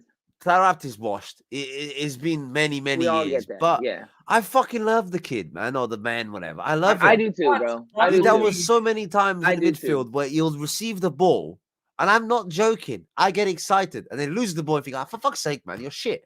But I get excited. Like, I don't know, man. He creates. That was a moment. By the don't know way, what's coming. he's Like you playing said. against Gravenberg, which is like, you know, Top in my notch. opinion, Yeah, right now, top top notch. 5 midfield. You know, Top like 5. yeah, you know, Yeah. and he's making space. Top 7. Yeah, I'll give you know, top 7. Yeah, you got to he's think out about there, he's playing for Ajax. You know, what I mean, if he was I playing get for it. like No, someone I like get it. Chelsea, he'd be a lot higher. But I like, get it. I mean, he's not Kante, no, but he's, you know, he's up there. You know, like I said, top 5, top 7, and he he's did have making a tough game. spaces, dude. That was one play, there was one touch he did, right? He's in midfield, and everyone is getting marked up, and he's doing this stupid thing, right? He's just going around, and like, wait there. I know exactly the play. I don't care, because after that, he actually found space and passed the ball across. I'm thinking he could have done that with 2 touches, but he decided to do about 57. I don't care. Like, you know? But Leash, but you notice when Anthony does the same thing, right? I think what ends up happening He is could have did that with 2 touches. He decided to do a 57. It's true. Look at this. He's gone. That's the best way to explain to that, bro. I'm always because sometimes he's so fucking frustrating, bro. But 2 touches to him instead 57, bro. That's him, man. That's what I'm saying. Oh The my God, players that he's bro. against will think, why did he just do that with 2 touches? Why did he take 57? And they will go, maybe he knows something I don't know. You know, and Yeah, the he's time got that takes him to think, imagination. he's gone. He's You know, like been to Eric Willy said, Wonka's chocolate the factory. streets The remember guy's Tarat, man. pure Like, imagination, bro. He does, like the Eric guy said, bro. the guy is like, you know. We're gonna get into a lot more, and we're gonna I'm gonna get defend. an We're Ajax gonna top with the defend. wrapped on the back. We're gonna defend. We're gonna defend Ramos here in a minute, because I see enclosure. I seen 1440. He was talking about Ramos' man and match and things like that. I get it. He had a terrible first half. There's no doubt about it. But here we go. The second half starts, and I'll just run through the notes real quick, and then we can just go through it. Darwin's mad real quick. I just want to say Darwin was mad as soon as the whistle blew for the 45th minute. As soon as the 45th, the 45th, 01. Tarab's already running into motherfuckers. He's already yelling. He's already squirting. There's already the dust up in the middle, and I'm thinking like, yeah, hell yeah, fuck yeah, let's go, let's run it. Like, start bullying these dudes, man. If you're gonna find your confidence like that, if that's how you're gonna do it, you're gonna push these little motherfuckers around. Cool, but we'll talk about what he does later. And I can't hate him for it, but I get it. He's trying to win an Oscar. I get it. He's mad immediately. Everton, a chance in the 55th minute with a deflection off of Rafa, could have made the ball, could have tied up the game early. And at this point, fellas, I'm thinking, yo, Benfica's playing pretty good. We're already 10 minutes into the second half. We're playing pretty good. I would just say we're a little unlucky. I think on the first 2 goals we gave up, a little luck could have bounced our way. Maybe Odie could have grabbed the ball. One thing I'll bring up real quick, Melo, go ahead. Yeah. One thing I'll bring up real quick is on that Everton miss, and it also happened, ironically enough, on the Gonçalves shot that was saved right before the goal. Did you guys see Rafa drop to his knees on the pitch? Yeah, I've never seen him this emotional. He's the guy, you'll see the memes, he's like, oh, he looks so uninterested. He literally was on his knees multiple times during the game. Yeah, it's funny because like on the goal, you can see the background. You can see him right at the bottom of the screen. He's already on his knees. Yeah, but you can see after the ball goes in, he sort of goes like relief, like, thank fuck for that, because Gonçalves shoots and he's on his knees, like when the keeper saves, he's on his knees, and then you just see Adam Shuk react to the ball, and he's sort of like on his knees but looking up, and the ball goes in, and he's like. We've seen Rafa do that before in the game against I think we're in the Middle East somewhere, man, and Rafa falls to his knees and he falls to the ground because we get a goal. I think Rafa gets a bad rap because people listen to rumors and things like that, and we get all caught up and record and with the newspapers and all that bullshit. There was a play. I'm sure you guys seen it. He's getting pulled. Like, don't know word of a doubt. That's a fucking foul. Not crazy foul, like the one on Darwin. But he gets pulled and pushed and pulled and stuff, and he gets pissed off and just let's go. The boys out. Fuck this. It's like, I get it. You're pissed off, you're frustrated, but you can't do that. I'd rather you just kick the ball out. Actually smack one out, like, out of frustration. And then be like, hey, what's and then going look on? at the referee as like, what? Does he need to rip my shirt for me to give a foul? I'd rather do that. No, we're talking about Rafa did it too. Oh, Like, Rafa, the thing with Rafa is in all, like, there was a play, that one play you're talking about, Luis. There was even a play where towards the end of the game where Rafa got clipped right at the beginning and we almost ended up scoring. I forget who it was at the other end. And the yellow wasn't given. Yeah, even the stadium started whistling. Like, yeah. Wait, Rafa, I'll tell you what. Rafa, I don't want to go into it yet, and not at all, like, not a lot at the end either. But like, we said it was a game of, it was a game of two halves, right? First half, second. The referee was definitely fucking a game of two halves for him as well, because he didn't have his card in the first half. I swear. But the thing is, at half time, I remember thinking, when you like sit down and you sort of like breathe and you go, oh, you know what? It's not bad. I'll take this result. Like, come on, just finish the game now. Referee hasn't been too bad as well. I think, he's been great. Like I said, I didn't know where this referee was from. I didn't care until halfway through the second half. I'm thinking, what are you doing? Here's the thing about today's game too, because I'm looking at here, and we had chances, y'all, in that second half. And speaking of Rafa, he gets a breakaway in the 59th minute, and here you go, Brian. Brian asked about this earlier. 59th minute, he's ahead of the defender by 1.5 yards. I mean, it's either, I don't went near post. That's just me. In my head, I'm like, oh, he's going near post. The keeper thinks he's going far post. He's not. When he does, he passes it. He passes it to Darwin, and Darwin just couldn't even get a fucking foot on it. I mean, it was just one of those. It was a little frustrating for me, because Rafa usually takes that shot, and normally I'd be usually I'd be upset about it, because he normally misses, but he had it, man. The 59th minute, man, we could have tied up that game a lot earlier, but he decides to pass. You guys remember that play? I mean, he's ahead, a breakaway. Honestly, you gotta shoot the fucking ball, Rafa. Yeah, you get your emotional. He's a great pass, though. That's the thing. It was just a little bit too heavy, but the thing with Rafa, his biggest issue is just not making the decision. If he passes and makes the wrong pass, look, I'm gonna get a little bit upset. But there, I wasn't even upset. If he shoots and it's a bad shot, whatever. Do you know what pisses me off? Is when he beats 8 guys, waits for everyone to catch up to him, and then just runs into a guy. Runs into the defender. I tweeted that. That's because he did that too. That's not on the manager, right? That's like that's so. Yeah. You're right. His controller goes dead. Like, that's what I love. Like, no, at least make a decision. So we'll skip ahead a little bit. Rafa wins a corner that could have resulted in the penalty. And here we go. Everyone to talk about the penalty. I'm gonna just tell you what I think about it. It's not a penalty. It's not a penalty. It's not a penalty. Not outside of Portugal.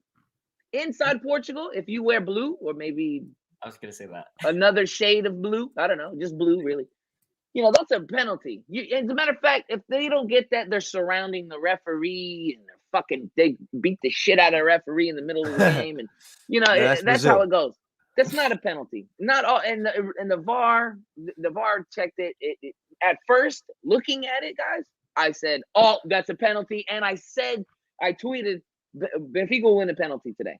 Because Ajax they're pressed, they're very aggressive, they're almost aggressively careless sometimes, right? So I'm like, oh, we'll win a penalty. I'll say something. At first, watching it, I thought it was a penalty, but it's not a penalty. I said the same thing when he went down. I said penalty for sure. Then you watch the replay. I said, okay, not a penalty. Not enough on it for it to be a penalty. Wait, and then the VAR took 1 minute, and let's just say, to round it up, 1 minute and 30 seconds. I was like, great job. Didn't stop the game for too long, because obviously Benfica has, the momentum. That's it. And I'm like, don't stop the game for 5 minutes, right? I want to get if you're not gonna give the penalty because it's not a penalty, please just let's get on with it, and we'll score in a sec. Because like we discussed before, we could literally smell it coming. It was like a delicious fart. You could smell it. So I'm like, listen, we're gonna score. So yeah, I just wanted to make that note now for then later on to come back to it. I'll say one thing, right? Just a couple quick things here. The one, can you go back to Enclosure's comment about even BTV said it was a penalty? Well, I would hope so. But one of the other things I will say, right, is listen. For me, when I saw Melo, same thing. He first goes down. I don't know who it is. I first see someone go down. I say, oh, that's a penalty. Then I see who's down on the ground. I see it's Gonçalo Ramos. I'm sorry, but if they say Jonas was bad diving, which I don't think he was, Gonçalo's 30 times worse. Think about how many dives you've seen from him. He's the only player on Benfica that I can think that actively dives. Like Darwin, we had a dive later. Other guys will we had an amazing dive later. Absolute amazing. It was top notch. Yeah, I mean top notch. But with this one, I don't think it's a penalty, right? But the second angle that they showed, I was like, oh, it looks like he did have some contact, but not enough for me. It was like one angle. It kind of looked like it, but you couldn't see. There's definitely contact. So I've seen him given, but if I had to, if it was my opinion, I would have been like, no penalty. No penalty. I wasn't upset. I was upset. Talk about this. Right. I'm upset a little bit later, but not now. No. I want to talk about this stretch real quick. This is the Ramos stretch. This is where the Ramos stretch begins. So it's really fresh in everybody's mind. Like, oh yeah, Ramos had an amazing game. No, he didn't. He had an amazing 15 minutes. That's what this fucking guy did, because the next 15 minutes of this game is the Ramos show. Ramos wins the corner that could have resulted a little bit later in a penalty, right? He wins the corner though. Okay. Ramos again with the chance, but he doesn't get it on target. Back to back, Ramos is in the game now. He can't get it on target. And I even so mad at the kid. I said this is exactly what I put. Ramos again with a chance and doesn't get it on target. Sells the ball high. The kid could do no wrong. I was that mad. Like this guy at that point was wasting opportunities in my mind. Was wasting chances. And I'm waiting. I was waiting for the big guy. I'm like, bring the big guy in. Bring Terminator in. This is Europe. This is where he wants to be. But he doesn't get it. Rafa runs the other way, beautiful through the legs, through the Chuck. So this is where Chuck gets subbed in. We play a little bit back and forth. Rafa goes through, and here's where Rafa that pass through the legs. That was filthy. That's what I mean. That's typically where the controller goes off. Rafa.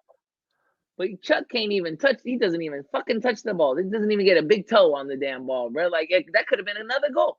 You know what he did? He did exactly what Seth did against Barca. Except he didn't even get to put it wide. He just get to put it wide. Well, I mean, it was very close. That was a much harder position. I mean, no. The other guy beat him. That Timber guy, the same one that dove for the penalty, which was terrible, right? Which I think actually started. Wait. What do you mean terrible? Nah. It was laughable. What are you talking about? It took him 5 minutes to fucking look at that one. You know what I mean? But the one thing I will say is I was very surprised. He had like 3 goal line saves in a sense. There was this one. There was the play where Darwin crosses it over to Chuck after we tied it up, not to get ahead of ourselves. Yeah. But like there were 2 or 3 there that I was like, wow, this Timber guy he's the reason. Like he was the one holding together their back line. Typically, you'll see Daley Blind do some stuff, or or Lissandro or something. But Lissandro also had a wicked bad concussion. You see how bad his concussion was. They had to stop the game for the guy to put water in his face, and they're just like, yep, play on. What is that? Yeah, I thought he had a bug in his mouth or something. I don't think so. Like, what did he do? It was like, when you get something in your mouth, you go. I thought he was like. You know what happened, Mel? I tell you what happened, man. His roach was fucked up, man. So like when he was smoking, he swallowed some stuff. He was like, It's funny when the game started. Before the game started, I seen Ramos, Darwin. He's in the camera's on him and he's doing this. He's like, he does that all the time. I'm like, what? He does that all the time. It's gonna be that kind of game. Let's get it, baby. I'm like, holy shit, it's about to be cracking today. But Juicebox makes a great point. This is because we're talking about the penalty. It's soft, man. It's soft penalty. Every contact is foul over there, bro. Like we've gotten our expectations so low, you know what I mean, for what a foul really is. Like we think everything's a foul every time we get touched. So again, here we go. So Chuck ties it up. Let's just fucking call it what it is. Chuck ties it up, and he ties it up in a way that here comes Ramos, right? Here's Ramos again, back to back. Ramos 1, 2, 3. Yeah, back to back, fucking 4 times. It's Ramos. Ramos has now turned it on. He gets a shot outside the box. This is something every Benfica fucking fan asks for. Shoot the ball. Why don't we shoot the ball outside the box? Well, I mean, he gets it. I was actually upset that he shot the ball, because if he would have had Chuck early. If you looked at it right, he would have had Chuck early. But he takes the shot. It deflects off a high pass. Maybe he could have did it better. I mean, maybe the goalie could have did better. He had to reach. I mean, he didn't really know where that ball was going to deflect. No, I think what happened was the Ajax keeper saw what Odie did and thought, hey, hold my beer. Like, Yeah. you know, let me do Hey, something. buddy, us goalies, we're together. You know, we're all in this together, type of thing. But hey, I'll go off for here real quick. You know, one of the things that really pissed me off about that goal, right? That I know keeper, once And something it could that have really pissed happened me off. 30 seconds earlier. It's the fact that 30 seconds or this could have happened all season. We Oh, literally, yeah. if I ever see another broadcast for the Liga where it says it's been 19 minutes since Benfica took a shot, or it's been 23 minutes, I only watch on in the English broadcast. now. I only watch in English now. I will never ever listen to Benfica in Portuguese again. So I typically watch. I watch. We all have these just things on Goal TV. Yeah. But. we've just started up. It's 2-2. We're celebrating, and then and then we spend 5 minutes, 5 minutes to see that a player wasn't touched. Okay, it took them 1 minute. It took them 1 minute and 30 seconds To not call it a penalty. to not call a penalty when a player was touched. Sounds a bit sexual, doesn't it? Okay, you know, it took him 1 minute and 30 seconds to realize that the touch on Ramos' foot most probably wasn't hard enough for him to go down. 1 minute 30 seconds. Real quick, Luis, and this is because before Ramos gets the goal, there's a foul that happens the other way. There's a so foul. Some context, I apologize about that. There's a foul. There's a foul that happens there's some on tree. the other side. There's Absolutely. some wood that fell. Timber. And I know how you're gonna finish that. So go ahead. I just want some context. No. Yeah. So it took him 1 minute and 30 seconds for somebody to pick up a couple of cameras or a billion and go, "There's a touch. Yeah, it's not hard enough for it to be a penalty. Don't call it." Luis, cool. Can I be honest with you for a second? Yeah. I was so busy talking shit on Twitter and Instagram and all these things to all my friends that I didn't even realize it took that long until you're bringing it up now. No. Fair enough. No, fair enough. I think it's just hilarious that I was able to talk so much shit and then watch the game and be like, oh, perfect, like kickoff. Like I got lost. Me, I was still running you have around to the think house about right? The way I was like, exactly. That's what I'm saying. You have to think about. As soon as that ball goes into the net, we're celebrating, obviously. Which realistically, average, you celebrate a goal for about 2 minutes. That's the average, right? Yeah. Depending, unless the Adam shoot got the ball and ran to the halfway line. 2 minutes. I would say like 45 seconds to a minute. No, it's not. Honestly, it sounds a lot more less, but it's the average is you're looking at 1 minute and 30 seconds to 2 minutes because time just flies by, man. Honestly. Yeah, I remember when Jean Felix hugged his brother. That was like a 3-minute hug. Yeah, no doubt. We got fucking extra time because of that bitch. Who lost the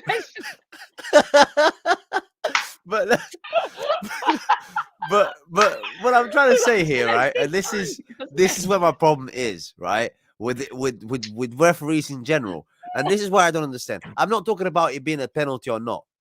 I don't care. I'm not talking about a decision. I'm not talking about bad or good refereeing. I'm talking about timings here. I'm talking it took less time for somebody to work out if a touch is heavy enough to bring a player down than for someone to not see something. It took you 5 minutes to see a tree or some wood, timber, right? Falling out of nowhere. 5 minutes. Let's take that. I think they were celebrating as well. They must have been like that. You know what? Give us a second, guys. Man, I can't pause the game. I'm online. I can't pause the game, guys. Like on top of that, Luis, though, you're right. It takes 5 minutes, and then he finds out that it's not right, and then he forgets to do something. And then he forgets to give fucking Timber a fucking yellow, right? Like if it's not a penalty. Yeah, but mate, that's not even the worst. The worst is yet to come. Oh, you think the worst, mate? I tell you what, every fucking channel in the entire world, I only watch 2. How does he get away with that? How does he get away with that? And they're not Ajax fans. They're not Benfica fans. They're football fans. You know, and they go, "Oh, he might be off here, Jeff. Oh, Jeff. Oh, Jeff, he's off here now. You're right, doing that." Luis, real quick. I want you to hold that real quick. Yeah, no, I want you to get into it. Take it because we're 2-2. We're 2-2. And nobody can tell me that Benfica ain't kicking Ajax's ass right now. So this is what you Right? know. We start beating kicking their our ass, beating is their when you ass start right thinking now. in your head, you're like, okay, We're gonna 2-1, win. like we said at halftime, I'd take that. You know, I'm walking Yeah, we're away. I gonna want win. a respectable Yeah. loss. Because I honestly saw us losing 3-1. So that was my prediction before the game, like 100%. Like, you know what, 3-1, Anthony or Haller are going to pop off. Like, I was talking so much thought we about were gonna Anthony, win. I forgot that they had literally the leading scorer. But then the game starts going, and I'm like, okay, you know, I'll still take the loss here. Then we score. Then we almost score again. Then we almost score again. Then I start getting pissed we're missing. Yeah. You know, not pissed. Yeah. Like, Yeah. oh, come on. Like, I'm like, what? Like, I'm starting to yell. And that's when I'm like, screaming too. This means we're And playing my well. girl's on the phone and Yeah, shit. yeah, She's like, yeah, babe, I'm yeah. on the phone. I'm like, oh, I'm sorry. Yeah. I'm like, Get they off can't the understand phone. me anyway. Get there. Get off the phone. Yeah, shit's happening. So look, real quick, we're whooping their ass, and I put this. I put this, notated this. I said Benfica's really figured something out in the second half here. They play really well, and it seems they've figured out a thing or two about Ajax, and did a great job at keeping Ajax on their heels. At this point, like you said, man, we're getting chance after chance after chance. We're getting corner kicks that we're using. That I'm thinking like, oh, it's gonna break away any moment. We're gonna get that right. Chuck ties it up, and I'm thinking we can win this game. We can win this game. Then that's when tempers flare. That's when, there we go, Luis. Now tempers flare, right? You got a little dust up. You got a little tangle between Darwin and Antony. Nothing to see there. Not right. Until they No, until they it was meet. nothing, right, Luis? Luis agrees with me. Well, Absolutely. yeah. I mean, it was nothing. It ended up being another Agrees, waste. you know? Ended up being another waste of 3 minutes. But Mate, you know what? Take you know it, what take it, pisses bro, me off? take it, You know take what it. pisses me off? I know that this motherfucker, right, is gonna play like fucking ridiculous, right, in the second leg. He's probably gonna score a goal or at least assist, and he's gonna be like, you shouldn't even be there, mate. As soon as the guy scores a goal or gets an assist, I will say it, rigged. Because you can't beat. I don't care. Your mama can come and kiss me in the mouth. I don't care, bruv. It's a fucking rule, bruv. It's a rule. Joe said it as well, right? As soon as a player has a yellow, what do? You go against them. You run at them. You wait for them to tackle you so you get them sent off. What did Darwin do? He went down like a sack of potatoes. It was embarrassing. Yes. What was he doing? Getting Anthony sent off. Simple as that. Everyone's done it. Absolutely. Suarez bites Everyone's people, done it. bruv. You know, like Ronaldo's done it.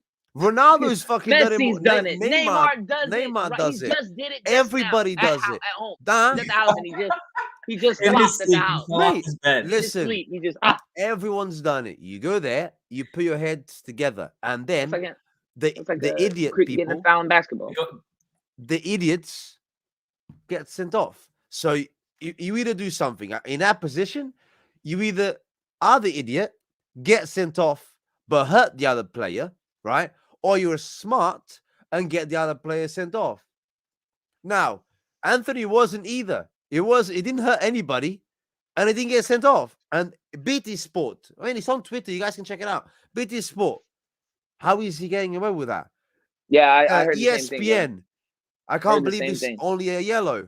Everyone is gobsmacked because the rule says that's an aggression. And then they're like, hug it, come here. Oh, like, fuck off. And then they don't even give the ball back. They play. Oh, that's what pissed me off. And I'm just saying, that's like, what pissed me off. Everything. Fuck them.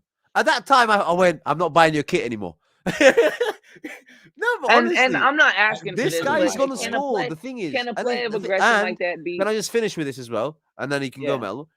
it's not too late because there's an institution called UEFA, right? They analyze the game. I know it's not going to happen, but it should happen because that's what I'm going to ask you. That's what I was going to ask you. It's happened this before. Is the question I was going to ask you. Can they do it retroly? Mistakes happen. It's how you deal with them that counts.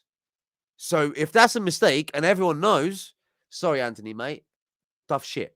Because I know, I don't care, man. Yes, I'm being a pitiful child. I'm being that guy that goes, it'll be a lot easier. No, I'm with you. I don't care. I'm with you. Can there be something like that where they review it and they say, "Yo, this is what should happen"?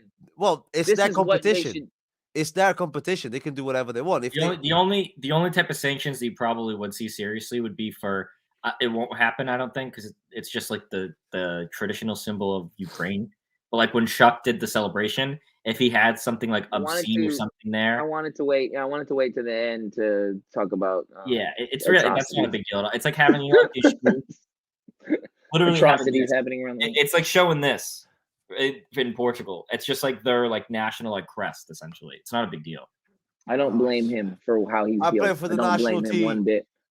I don't blame him. I don't blame him whatsoever. I'm glad that he stood up for these people. The fact that after all that happens, if I was Anthony, I'd be kissing the ref's ass. And he didn't give the ref's ass. Listen, he goes, Ajax, like our ball. And then he goes running down the field. I'm like, no, that should be our ball. You're lucky you do not get sent off. Mate, lucky. No. He paid that ref, man. I'm sorry, but that ref has to have a book that has the rule. Mate, this is an entirely same thing of having a rule that says you cannot get in there. And you get in there. You know what Darwin should have did. Pick a rule. Pick any other rule. Pick a rule where you cannot drive, you cannot overtake. And you overtake, you get stopped by the police and you pay a fine. The rule says it's an aggression. The ball is not being played. The ball's out, gone. In the US. And he punches or headbutts. So mate, it's so like unless you got up. Oh yes, unless you got up out of that fucking sofa. I sat there. Yes, sending off. Come on, that's got to be a red. That's got to be a red. And the referee's like talking to him. What are you organizing dinner at his mum's? Like after what's going on? I think Darwin's simulation, though, Luis, backfired on him. I agree with you that maybe that's the rule. I get you. But that's I'm saying it's a rule. Like it should have been. I tell you what. Send them both off. And Nelson's right too. Nelson's right too. VAR should have been telling him, "Yo, you need to look at this. At least look at it, right? You can't. You should look at it yourself. That's what they do, right? That's what the VAR says. Just allowed to fight, right? Imagine the scenes. Every now and then, you just fuck it. I actually love that in hockey. Yeah, Boris is dropping some knowledge there in the chat. That's true. I don't think so because I had done some. I mean, it's me, so I had done some research too. And this was something that was like they made it official in the 90s, but it was like in 1920 that it was like first drafted. That symbol. In terms of Ukraine, I know the Russians took over it after, so there may be some like communist influence. Yeah, I don't think you're right. Some communist influence maybe, but definitely I'm and I looked in the history. And it's like I'm with that. No, I got you. Yeah, that's not just a history test. You know what I mean? Just some history for you. A lot of shit going on. Obviously, Boris is from Sweden, so there might be some nuances there and stuff. I got you. Yeah, you're right. No, yeah, he would probably have more of a better point of view. You're absolutely right. Yeah. And then we don't want to turn it political, you know what I mean? The way I saw it was, and I don't watch. It was cool that he was supporting his home. That's what I thought about it. That's how I thought about it, Joe. I'll be honest with you. I just thought like, okay, he is from the Ukraine, right? And there's a lot of things going on, and I just thought that it was him just saying, yo, I'm with you, kind of thing. I'm with you guys. If I played Benfica scored, you best believe I'd take off my shirt and I'd have exactly. You know what I mean? Like Katrina, something like that. You know what I mean? Katrina, Hurricane Katrina, help. Flint, Michigan. You know what I mean? We still ain't got no clean. They still ain't got no clean water. Fix internet. Fix Flint, Michigan. They still got clean water. I get it. I did think that too. I thought it was the crest. That's what they said on TV, that he was showing his crest, and that's what they said that sometimes, you know what I mean. And I've seen a lot on Twitter. But we didn't get bad responses on Twitter. I think it was you, Joe. Was it you? Life is, not. It's bigger than football. It's more than sometimes. Like we always football. And these are real people who are being coming into the game. Oh, see, it's their coat of arms. So it's their coat of arms. So like it's literally like the shkoot. It's the same thing. I get it, Boris. I get it, man. But you know what? I get it, and we don't want to get too much into it. You know what I mean? But these guys only have their platforms. You know what I mean? And he did something to draw attention to himself, and he used his platform. That's bullshit. In that way. Keep football in football. I get you. So, get Anthony. I get you, right, but you can't sit in the fucking bench. That's right. You. No, get Anthony to watch Ajax with his dad. And You're his not mother. even worried about the political shit. You're just fuck worried the about political Anthony. shit, man.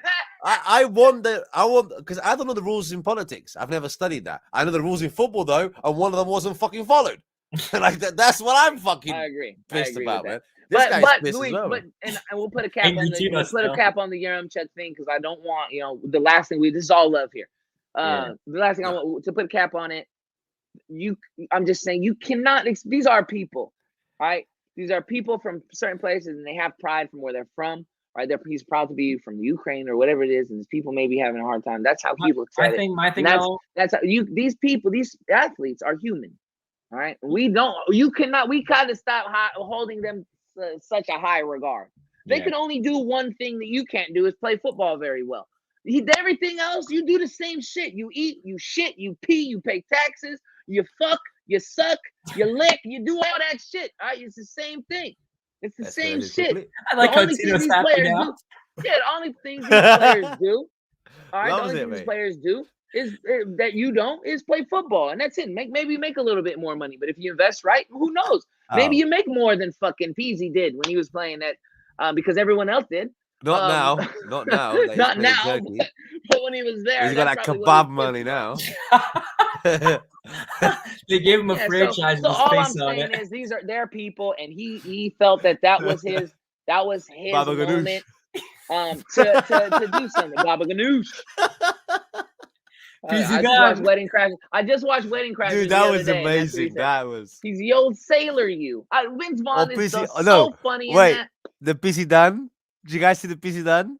Oh, the Yeah. PG Dan. Well, he's Oh, like my the God. fans at Benfica call him PC Dan because he's Never almost once Zidane. have I ever. Never in my life. once have I ever. I mean, I'm a huge FIFA guy. Not even in a fire. busy guy. I've never called him. I've called him 21, 21, MVP. Capitão, President or Googly President. eyes. Yeah, like fucking Zarolho, but like not fucking PC Dan. Like he's not even bold. Like Like, Oh my God. Real quick, just want to cap it off, man. Benfica get the draw. And you know what? It was just. I'm trying to say as well, we live in a time where taking your top off or headbutting your geezer, you get the same punishment. You take your top off, show a little bit of nipple, yellow card. You headbutt a guy in the face. In some places, you get yellow beads. card. So it depends. It depends on where you're at. I think the thing for me, Luis, seriously, that was most ridiculous. Because honestly, the way that it went down, like, listen, you can't do that. That's stupid. I just think Darwin's fall was a little bit delayed. I think if he had timed it better, thing, man. He because bitched the way out, it and went the down, ref was like, mate, nah, I bro, know- I know I'm it not doesn't doing matter. it. Hold on a I know minute. it's We're not not. Wait. So, what we're saying is, listen, yeah. Next time, what we do is we'll get a freaking, we get I want them to bring. No. Wait, a what's his trained name? actor. What's his fucking? Yes, a trained actor. What's that British guy? What's his guy? He's such a shit actor as well. People are gonna hate me for this. That guy that Mr. Love Bean? Actually. That Mr. I Bean was is gonna not say shit. he's not a shit No, actor no. though. Mr. Love- Bean's the goat. No, best. he's a fucking goat, bro. Bean's the best, No. bro. What's his name? Have you guys watched Love Actually? I have, but I don't. The guy with the cards or the other guy. No, man. He's Grant. Hugh Grant. Hugh Grant, Right? Hugh Grant. Mate, get him on there. He'll fall. Then we'll get people sent off. He'll do like a rom-com in a moment, like the length of him going down. They do have that him. That's 2 why at the end they were seconds. almost kissing. Eh? Him and Anthony were almost kissing after. Yeah, They were all but lovey-dovey. with Hugh That was Grant, act- you that get a was rom-com out Timo- of it, Timo man. the movie. Timo said that. End of the Timo movie. hit me on Be the Twitter and middle. said, I wish he was kissing You know him what? goodbye. Get is what I Jason said. Statham on that shit. You'll Hey, you like dogs? I fucking love fucking Jason Statham movies, bro. A Snatch, top Snatch is sick. one of my favorites. Snatch is One of the like- best movies. Have you watched One of the best movies. You never watched Snatch? What's it? The Lock, Barrels Stock? one. Lock, Yes, Stock? yeah. Yeah. Lock, Oh, Stock. come on, man, bro. that shit's sick. Come on, man. Hell That's yeah, sick. man. I love that movie. Joe, if you haven't watched those, bro, I haven't seen the last. I've seen the other. I've seen the. If you guys like a good rom-com, watch Darwin Núñez and Anthony. Yeah. Okay. And you know what? Remember when Darwin did that last time with Pep? Remember when they got into it and Pep, he picked him up? Like Darwin you can't be tough guy and be everybody's friend at the same time. You know what I mean? If you're gonna be a tough guy, be a tough guy all the time. He picked up a yellow in that game. That when he came out of the first half, picked up a yellow right away because he wanted to be a tough guy. We'll keep going. You know what I mean? it's all jokes. It's all fun and games. But I swear on my life, man, if this I was going to say something really Luis- bad then. Luis If this is going guy to. scores Fuck, or gets he's a going to. freaking assist, I am He's going not. to Don't worry lose about my it. We're head. gonna win. I will So fly to bloody Netherlands, man. don't And I will don't worry go about and it. find him, and I'll say, I "Hey, promise. can you sign this Ajax stuff, please, mate? And Cheers." people will win. Hey You man, thought we were gonna go he's there, the type of but player. we He's didn't. the type of Yeah. player Benfica need to be calling Ajax next year for anyway. I mean, they let go of Neres for dirt cheap. Not that they let go of this cat for any, for Nah, he's like going for something like like 100. that. You think so? 100 mil? He'd probably no, not actually 100, but he'd probably go. I don't think they'd let him go for below 75. He's like the star child of the national team right now. The in this whole national team, yeah. Yeah. I wanted him for 50. Pay 50. Anthony. Let's buy him for 50. Anthony. Anthony, Oh yeah. and he just signed too. So like, Well, no, actually, him and everything. Let's do the player of the match, man of the match, because we got a lot of replies here on Twitter, man, with their man of the match. See you later, replies, Boris. so Also, we'll real definitely get into that. Boris. Let's play the man of the match. Shooties of the match. Let's go out and run it now. Oh, that's just the background.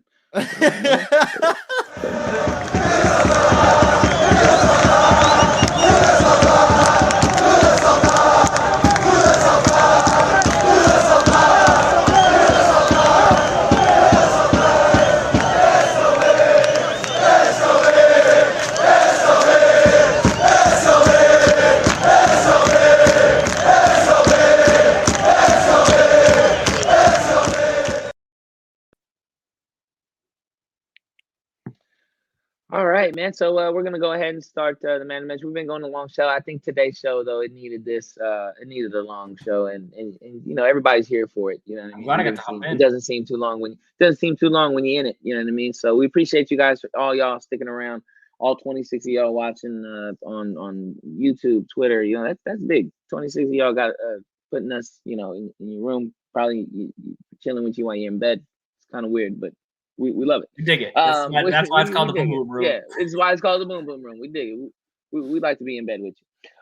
So who wants to start? Should we start Twitter? Do you want to do Twitter's man of the match? Do y'all want to hear from them, or y'all want to start ours? Yeah, let's do some of them first. Let's do them stuff. Yeah, let's do Twitter. Let's shout out Twitter, everybody on Twitter who let us know. So we got Darwin for showing that fighting passion. Loved the tackles he put in, so that was his man of the match. I didn't get a Shadish for that one. Gonzalo Ortodopt we got. That was from my bad. That was from Petro 7 at 7 Silva 7 for the Darwin, that first one. We got at P Vasco 75 Gonzalo Ortodopt seemed to be his man of the match. We got Carlos Amaro at Carlos J Amaro. Man of the match, Rafa was dangerous on counters all game. Finally found the space he needed to excel. Sharice Odie, his cowardly handicap of being too scared to pluck crosser unless it goes straight to the bread basket is costing us.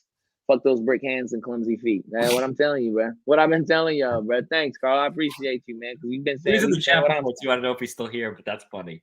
I like that. Man. Oh yeah, Carlos was in here. So it made me laugh when he said the brick hands and clumsy. The brick hands, yeah, shit feet. Yeah, he got 2 left feet. This fucking guy. Nelson Cavallo at Carv _ at Nelson. Man of the match dropped. It's a completely different team with him in the midfield. Shadis Odie for his weak clearance of the first goal and the rebound on the second goal. There you go, right there. That's true. So we appreciate that as well. Man of the match we got from Mike Pimentel. You can follow him at Mystic _ Mike 10 at Mystic _ Mike 10. Man of the match dropped. Boss is the midfielder of the pitch. Sharice of the match. Thought everyone put in a shift aside from a few mistakes on the goals. Play of the match, Darwin's frustration yellow at the end of the second half, taking out Martinez, showed that we weren't going to get bullied. I like that. No, I'm with that. Oh, still here, my boy. That's what I'm talking about. What's up, Carlos?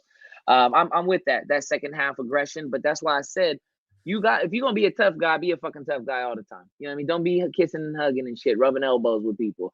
I would have told Anthony to fuck himself, honestly. After the game, you want to do that on the phone, you want to text him, cool. But I'd have told him go fuck yourself. If he shook my hand, I'd have slapped the shit out of his hand. Listen, get that corn out of my face.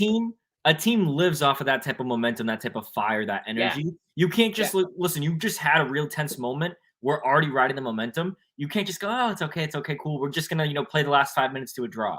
Like, no, Right. I'm sorry, you can't do that. Like you said, the second the whistle's done, do whatever you want, right? But like, you can't be doing that.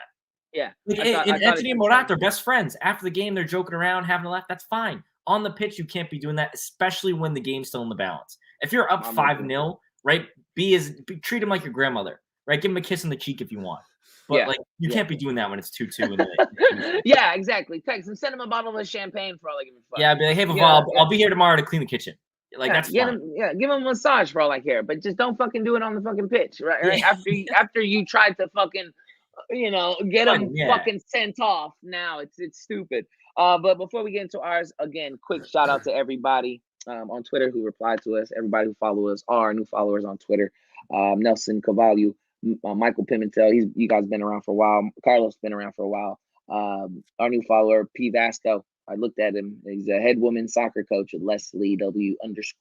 So it's like a women's college university. Awesome. Shout out to Boston, man. We got a head coach following us. Hope we did him. Yeah, hope we did him some justice. You know what I mean? Sorry for the foul language. Luis doesn't know how to act. But it is what it is. So Luis, man, if you want to go ahead and start it off, brother, with your Charisse man of the match, man. We're all here, brother. Yeah. I'll start with my Charisse of the match. Probably see it coming. I don't know. I just think it was the fuck. I just think it was poor. It's funny because my Charisse of the match sort of like goes into my man of the match. I think my man of the match had to do a lot more and be in the shadows a lot more because of the Chorizo of the match not doing their job. And I think Weigl was pretty poor today. To be honest, I find him a little bit poor lately, to be honest. And maybe I always say like, oh, maybe it's my way of seeing football. For me, a centre defensive midfielder has to be big, tall, strong, mean, ruthless. You're looking at Matic, you're looking at Fazer. Conte.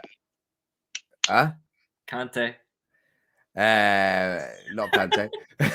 No, but you see the thing with Kante though, is not tall, but he's still ruthless, and he's world class. He's a nice guy, but no. Honestly, the way I see it though, like even this is a weird thing to say, but even the way I play FIFA, I always have one guy that's like. Well, Kante plays big. My guy's play big. You got that Chalaba? You play with that? You play with that Chalaba? Does anybody play with that? You play with that card? He's my contact. Yes, I do have him. I don't play him. No. I play him. Just in my because, midfield. I need somebody like that. Yeah. He's a hell of a card, I have. Who do I even have now? I got Renato Sanchez box to box, and I've got. Did you buy him or you pack him? I'm gonna be mad if you packed him. Renato. Which one? I bought I don't have the Champions League one, the 1 million something. That's a million. That's a million. No, I have the other one. Is it signature signing? 400,000. The signature. Yeah, he's my box to box though. But I got what I've got on the left. I stayed back whilst attack. Oh, Zakaria from he was in. I got him too. He's gone the orange card, like the fucking orange one. I got him too. Yeah. He went to Juve. It changed. It changed to Juventus. Yeah, it did change. I've managed to link him up with the Rui Costa and the Cruyff and stuff. Anyway, whatever. I don't want to digress. Yeah. Weigl for me was poor, and I think, and I'm gonna give man of the match to Gonçalo because I honestly think in the first half, Gonçalo was literally we're playing in a 4-4-1-1, 4-5-1. That first half was almost a 4-5-1 because Gonçalo was playing a Weigl position, and Weigl was just trying to catch up the little pieces here and there. He never recovered from that nutmeg. And he didn't see. And I honestly, it could be that he could have played a big part and think, "Fuck me! If I go there again, I'm gonna get showed up again." And I think that played a long. Gonçalo definitely for the first half, it was like a I wouldn't say centre back, but like a centre midfielder. And it was helping out with, at some points, he was inside the penalty area, where Weigl should be. But then Weigl was like a bit to the right, a bit to the left. It was all over the place for me. In my opinion, this game was very poor from him. And my man of the match, like I already said, is Gonçalo. Because I think he did a lot. He did a lot more than he needs to, in a way. But because people were failing him. And I think he was one of those players where you didn't see him attacking because he wasn't attacking. He was literally sitting back where you'd expect to see Weigl. But because Weigl was going on to the wings, I saw Gonçalo tackling on the right, tackling on the left. I wouldn't say it was his best game in terms of, attacking, But in terms of helping the team, he gave everything he could, and that's all I can ask from a player like Gonzalo. Go on, Mel. I know you want to say something. I was gonna say, you know what? I'll wait till I'll go ahead and finish, maybe, because that Gonzalo. It felt like when Chuck came into the game, that's when Gonzalo Ramos started. Because it created so you had Darwin and Chuck so far up top, right? And then you had Gonzalo Ramos got to play behind them. Does anyone else? But does anyone else? Because listening to your analysis of it, though, that's what in my mind was like, it kind of, I had it like, holy shit, that's why he did what you're saying he did, was because he had that space to work in. Yeah. I think one thing as well, I know Joe wants to say something, but I think as well, with Darwin going onto the wing, right, and Yaremchuk being fresh in the middle, he gave Benfica 2 aerial threats instead of just one. Because everyone was pointing and shooting the ball at Darwin, waiting for him to touch the ball, control it. Because obviously, like Joe said earlier on, and we all know, their defenders are pretty small, pretty short, right? We're not playing against guys that are like 6 foot and stuff like that. He's 5'7". 5'7", like they're my height. Yeah. You put me there, you think, fuck me, who the fuck is this guy? Who the fuck is this guy? Yeah. So I think with that as well, it made Ajax have to be less aggressive in terms of pressing high, because they can put the ball to Darwin, right, and he can control the ball in the air. You can put the ball to Yaremchuk, and he can control the ball in the air. Rafa can't do that, but he can hurt him with speed, and that's when Gonzalo was able to sort of come out a bit more. And this is when Tarabt also started playing a bit more, because he saw Tarabt coming out. It almost like pushed the team forward a bit more, because you now had 2 references. Because with Everton it was pretty poor today, and he was on a wing, and he kept losing a lot of balls. He wasn't showing up and asking for the ball enough. And I think he gave Ajax that sort of confidence to go up, and sit in the midfield. And when the Yaremchuk came in, Darwin went to the left. They had to come back a bit, which then meant Gonzalo could go up a bit more. And instead of receiving the ball in our midfield, he was now receiving the ball already on their midfield. And that's when he gave. I think things developed. We've been saying, and I've been saying, VinteUm, the manager has been making these subs have been absolutely fucking atrocious. Today, he got him spot on, because when I saw Bernardo, ready to come on, I went, yes, that's it. That's what we needed. Somebody there now. I wasn't expecting him to come in and absolutely just annihilate everyone. Yaremchuk was I don't think he could have done anything else. I think that was the only thing he could have done. It's not a good sub. It's not a bad sub. It's the only choice he has. I think though it's important sub though, because it was important. It was most important. It was the key. It was the most important key. Yeah, it was the key sub. What I'm trying to say is it's easy to call, because when you look at the bench, that was the only key sub he could have done. He had nobody. The striker we had on the bench. Yeah, that's what I'm saying. We'll see you later, brother. He had no one else. Who is he gonna put? Diogo? It was, if anything was gonna change that game, obviously it had to be the Yaremchuk, because like Joe said, he was the only striker we had. The only other option there, Luis. So is to play João Mario and then move up and that's a striker. But the difference there, move up João Mario up and out of the squad, right? I'm saying move João Mario to where Gonzalo's playing more stuck in. Is kind of like that third midfielder, second striker. João Mario could have. I'm thinking more of push him all the way off into another continent. Send him back to wherever he came from. That's what I think we should do. And one thing, actually, real quick, talking about in the chat, I do want to address it. Nelson and Carlos too. So want to first of all shout out to them for sticking around still. But one of the things that I do say, right, as predictable as Darwin is, I'm saying that on the pitch, that I know when he gets the ball and goes out wide, I know what he's going to do, right? He's going to do the 1 fake, the 2 fake, and then pick a side, right? Either try to beat the defender or do something. But here's the thing. It almost always works. He either wins a corner or passes it away or gets the cross in, right? So clearly because he's big and he's deadly out there. That's a matchup nightmare for a right back. That's a matchup nightmare for a right back. Imagine he's tall. Right backs ain't really. I mean, that's who really he's catching off guard. Yeah, he's getting them off. Matchup. I tell you what, if you asked me a couple weeks ago, when do you want to see Darwin play? I'd probably say no, striker in front of goal. Now I'll probably say left wing, because Barca, I've thought that, or left forward. And the reason for that being is you saw today he had a great shot, a great curler, and he went for the outside post. against Barca, he went for near post. So we can already see he's not made his mind up like Rafa, for example, that always goes for the far post, or Everton. Everton always tries a far post. The keeper will literally step to the left. If you guys like, nah, yeah, he's gonna come here. Now, if you watch the Barcelona game, if the goalkeeper at Ajax goalkeeper watch the Barcelona game, he sees Darwin coming. He's like, "Fuck, I don't know where he's gonna go because he's gone that way and this way. Shit." And he can just strike one straight at you, and he can strike one, and you don't know what's gonna happen. Most as well is because I'm guessing because he's obviously a kid as well. And he's getting his sort of confidence. He's not afraid of one-on-one. And realistically, and I don't want to be rude here, but like I almost feel more confident already with Darwin on a one-on-one than Rafa on one-on-one because 100%. Rafa.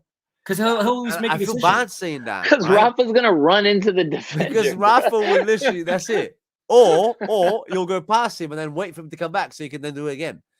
Whereas Darwin, if he gets the space, he'll just rocket one. Yeah. But yeah. So sorry. Let me just wrap me up. Yeah, Weigl, Choris for me. Gonzalo, man of the match. Just the hustle. The shot, I hated it. I was like, man, he should have passed it. And then I'm like, fuck, great shot. So fair play on that. And the player of the match for me is the 1-1. Just the hustle again. Yeah. Jan Vertonghen sitting. I'm sorry, but that's gotta be. Did you like that he didn't sell it?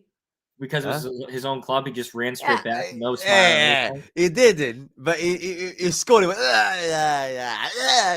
okay. It was like, I get it. Well, it wasn't really his goal to celebrate, I guess, in a way. That's what I'm saying. I think if he went, no, I'm saying technically. Yeah. I think it wasn't his goal. Yeah, I think that Otamendi makes. I want to make a statement just out of the. I think Otamendi makes Jan Vertonghen look older than he actually is. That's just my opinion. I think Otamendi has been. You think Weigl's been bad? I think Otamendi has been bad as of late. Like players, last couple months. I think it's ironic. Shit. Listen, sometimes you have guys. You have guys that go into like these different poor runs, right? They have tough times. Everyone goes through these skids. How crazy is it that our best players at the beginning of the season are all going through skids now? You look at the best players at the beginning of the season, in my opinion, Odie is definitely up there. He's the reason we're here right now talking about this game. Otamendi, same thing. So tenacious, so great. Weigl, obviously. Especially Weigl, though, it's been more like the last couple of games. I thought he was great in the Boavista game, but he hasn't played like a complete game in the last couple of weeks. And then you look at like João Mario, Rafa. These guys literally propelled us to success at the beginning of the season. Right, guys? We were undefeated. I feel like an idiot because when I went to go see Benfica Tondela, we were undefeated. And I wrote that in my Instagram caption. I'm like, still in play, undefeated season. Melo, how do we kick people in this? But listen, when it came to my, I'll just go right into playing the match and stuff like that, right? I was hovering over his camera, like, you want me to? Is that what that clicking was? I'm just kidding. I'm kidding. I don't know what that was. I like one of the things for me is today I really liked what I saw from Taarabt. Okay, not only, and he's my player of the match, not only because of what he does offensively, right? He was a guy at the beginning of the season. I was like anti him, Pizzi, Almeida. He's old. He's not for this team. Out of that group, he's the only guy. Show me one run of 2 bad games that Taarabt has had. When he's come in, he's done more or less his job. One of the worst things he does traditionally is defensively, he'll make stupid plays offensively that lead to immediate defensive counterattacks, right? And we get screwed that way. Hasn't done that. He was actually great offensively today, too.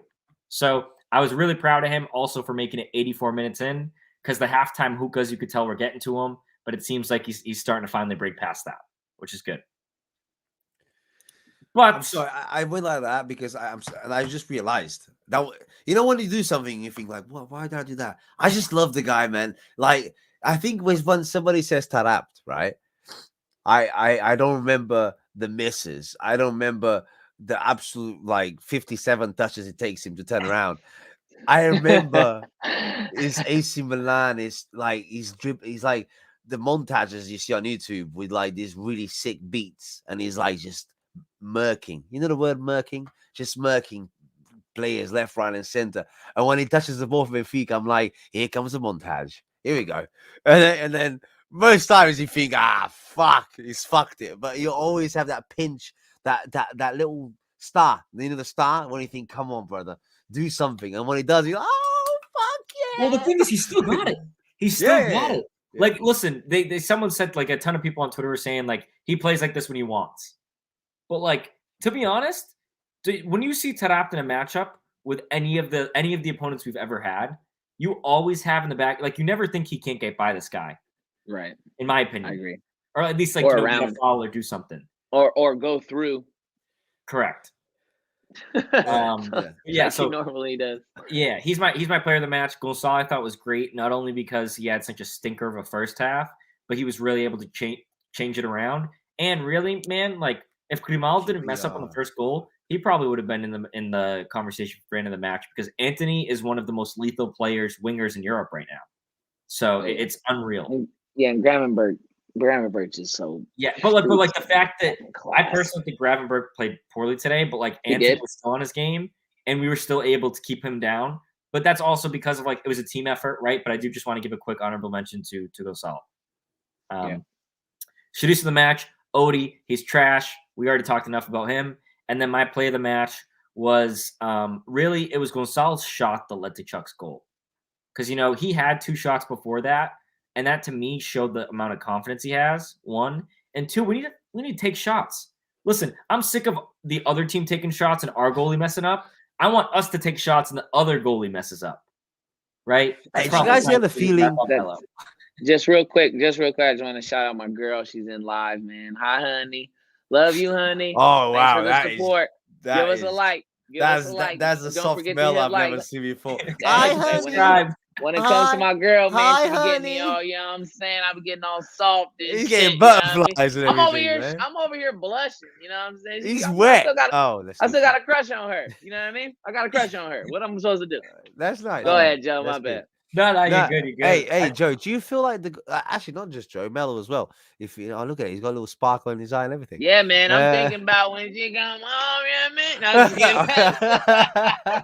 Yeah, we just lost a subscriber. What was I gonna say?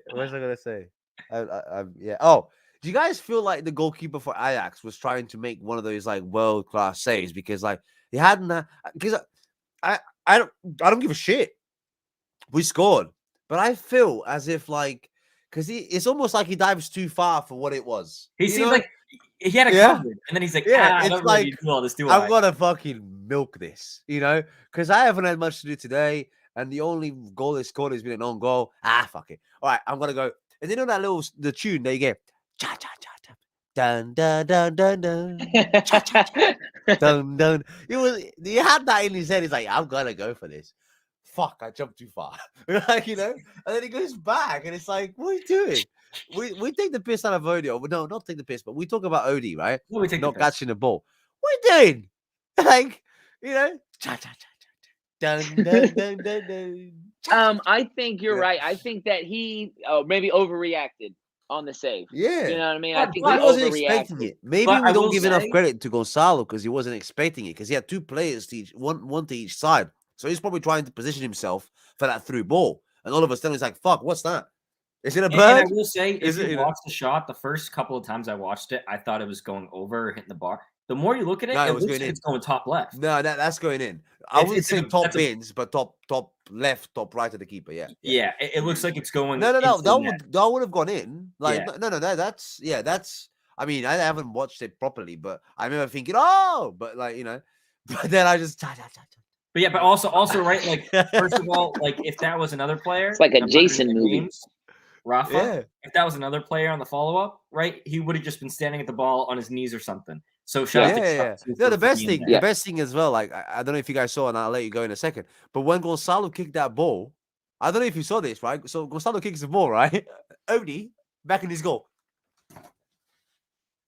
You ass. Still stuck in the fucking like, matrix. Look at Hey, Juice definitely misjudged it. I think. I thought that. Why aren't they? Yeah, that's true. Great shot, Juice. We appreciate it. And Juice, we appreciate you coming in, man. We know you're a sporting fan, bro. Coming in and being cool, dude. We appreciate you. I appreciate it for sure. I'll tell you that. But let me get into my go. Shadis. My Shadis of the match is Ovises. It's easy. I think the first goal was bad deflection. I think the second goal also was a bad deflection. I just think like I'm starting to trust him less. You know what I mean? Like just less. His distribution is lacking. He makes it a nice save, easy save, runs, left, kicks it straight to the Ajax defender. I'm not even sure like what minute or anything. I didn't notate it. It's just something I kind of buried my head in. Like you have to be shitting me. Like we have to find a better way to distribute or get an outlet. Find a favorite player and get him the ball all the time when you're distributing the ball because nothing else works with him. And it can't be one of your outside backs. It can't be right, exactly. You can't plop it in like you're hitting it over the half to Grimaldo. And it can't be Otamendi. Otamendi out with that ball right out it's a terrible fucking thing. It scares me every time. It scares me. My player of the match, and this is gonna surprise some people. My player of the match was Yaremchuk. And the reason my player of the match was Yaremchuk because I felt like the game completely changed when he came onto the pitch.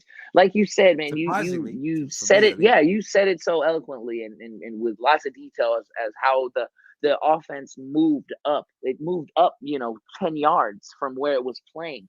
Ajax had to respect the size. Now you got Jan. Now you got Darwin. Now you got Yaremchuk on the pitch. You know what I mean? Weigel's a good size. So you have players that you have to account for when you're going forward. When Benfica is getting players into the box, now, Yaremchuk is drawing another one of those defenders in. He's drawing Alvarez because Alvarez is a hell of a defender. Melo. Hell of a defender in the midfield. Do you know one thing that's interesting, though, about Chuck? And I don't think I really realized it when he first started playing. And that was just me being kind of like a goal monger, right? We just wanted to see goals from I come scored a goal. Like that was what he came here for. Right? Yeah. No, he takes up like when you watch the other team's center backs when Chuck comes on. They're all he thinks about, right? They're like the girl that got away that just you saw in the grocery store, like, oh my God, I can't take my eyes off him. It's insane. And he occupies he's literally we talk about like we joke about real estate, right? He's in their heads. Like they know we gotta watch out for this guy. To the point so much that like you'll see them drift way too high up and do things they're not supposed to do, they're not trained to do because Chuck just gets that out of them. He takes up every single time you look at that. Like you mentioned before, the space he created, Luis, that's all Chuck, right? Yeah. And that's something that he really brings to this team. So for everyone, all fans and stuff like that, right? We also have to be cognizant of that. Stat sheet. There's things that don't show up on the stat sheet. And that's taking space, taking real estate is one of them. No, and again, I just think that that's what he did. Like he built, he built a like on Monopoly. This motherfucker had hotels and he had houses on this motherfucker because you're right. He draws defenders and you have to respect him because he'll put one past you. And he made some comments that was taken out of. I mean, I don't fucking mind what he said. It's true. Benfica fans need to stop being so fucking fickle all the time. Okay. Who said this? Yaremchuk had a quote I seen on Twitter where some Benfica fans might take a little the problem with it, but they asked him, why is how can he explain the woes, his offensive woes, like not scoring a lot of goals, the difference, things like that. And he said basically he's like, I don't know, it's like this. Maybe it was fake tweet, I don't know, maybe it was fake news, but he said basically I don't know, I'm not getting the service that I normally get. Oh, that was fake. Oh yeah. Oh, it's fake. Okay.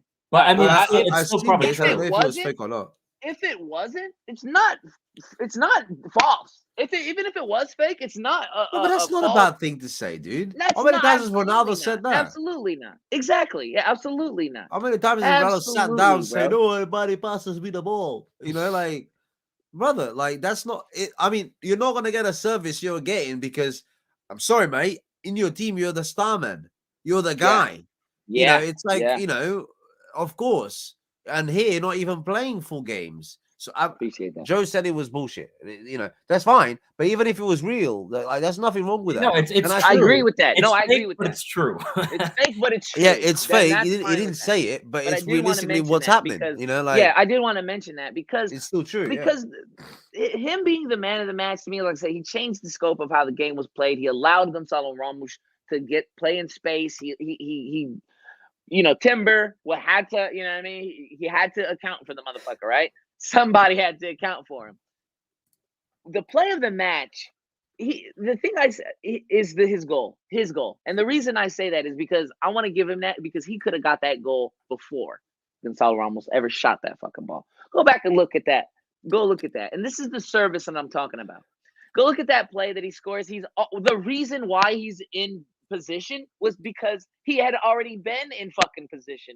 He was already beat the center back. He was already on. He would have been onside. Gonzalo Ramos only had to do a nice little pass to the right. It would have been. I think he would have put it past. No doubt about it. I think would have put it past. But I'm gonna give it to that because at that moment Benfica's playing so good, and that 2-2 turned things around, just like his substitution. Just like his substitution did, turn the game around. That scoring that goal, making it 2-2, and it'll come across my screen here when he scored that with that ticker. That's that ticker does for you. 72nd minute. 72nd minute. He scores his goal, and Benfica are looking like we're gonna win. I'm thinking, yo, like it's been all us. Since the 55th minute, at least. We're going in. 10 minutes in. So the second half, I thought Benfica was playing pretty good. Then from 55 to 72, Benfica dominated. I'm thinking, yo, like this is good. Like we can pull a result. Like we can get a result here. Fuck 2-2. Fuck 2-2. We're gonna do what we said. We're gonna do what we said this morning to you guys. We're gonna fucking win, and we're gonna come here and we're gonna talk about it. But the thing we forgot today is that Ajax is a good defensive team. They are. They haven't given up a lot of goals. I don't care what league you play in. I don't care what league you play in. They've played 23 games and given up 5 goals. That's crazy. 5 goals in 23, and they've scored 70. So someone in the chat was talking about how they scored over 100. That's true. In the league alone, they average pretty much 3 goals a game. Technically more. So this is that's because Benfica doesn't play in that league. I'm so glad you said that. Otherwise, it'd be 4. The pressure from here is not on Benfica. It's not on Benfica to go to Amsterdam, and there's no pressure. We've dealt with the pressure. Staying home, not losing, right? Not losing to Amsterdam, not having them come to Lisbon again. And no disrespect, Juice, not coming to Lisbon again and putting fucking 5 past a Lisbon team. That's not, you know what I mean? That them not doing that, it's taking the pressure off of us. We can go into this next game in Amsterdam and play just like we did today in the second half, open. And honestly, and you're gonna have to account. And next game, I hope to see Gonzalo Ramos, Yaremchuk, and Darwin all in the starting lineup. Figure out how to do it. Put Darwin at left wing. Let Chuck start at striker. Keep Rafa in there. I mean, Gonzalo Ramos can play right behind. I mean, I think there's a way you could do it. I think there's a way you can, play the 4-4-2 just like you did today. But instead of, Everton in the starting lineup, put Darwin in the left, and now what you've done, you've already showed them a different look. So this is how I came at you in Lisbon, and now this is how I'm gonna come at you in Amsterdam. And now you have to account for these motherfuckers. You have to account for Darwin on the left wing. You have to account for Chuck. You have to account for Gonzalo Ramos playing with all this space. And then Tarap. Now Tarap's got some space. Now he's fucking, oh man, bro, you can go into Amsterdam and take a result. Take a result in fucking Amsterdam and move past, bro. And move past. Get to the 8, bro. Get to the 8. Let's go to the what do they call it? The fucking quarterfinals. It's quarterfinals. There you go. Yeah, the quarterfinals. Fuck. It's been so long, bro. Doesn't know. It's cool. Yeah, I know. I'm thinking college basketball. What's it called again? I'm thinking the Elite 8. Yeah. I have the Elite 8 in my mind. I love college basketball so much. I have the Elite 8 in my mind. I'm like, what the fuck? It's quarterfinals. That's right. So yeah, man, let's do it. Let's do it, man. And there's no reason why we can't. We did crack that tight ass defense. We gonna crack that ass. As a matter of fact, when we get out there, I'm telling you, bro. I'm optimistic when it comes to Benfica, bro, because I mean, that's all we got to do, bro. That's what I owe them. That's one thing I can never say. Like I love Benfica. I owe it to them, no matter how many times they, let me down, how many times they lost. Because for how many times they let me down, they pick me back up. You know what I mean? Like there's times they pick me back up. So for all the bad, like somebody even said it earlier, man. Like even if Somebody we said lose it the earlier. second leg, which I personally, just again, I think Ajax had a terrible game today, and I think we played well as we should, right? Like we should as a club be on Ajax's level or above. It's just that they're just extremely well managed, right? And we aren't, and well coached and everything, right? I'm not even gonna get into that.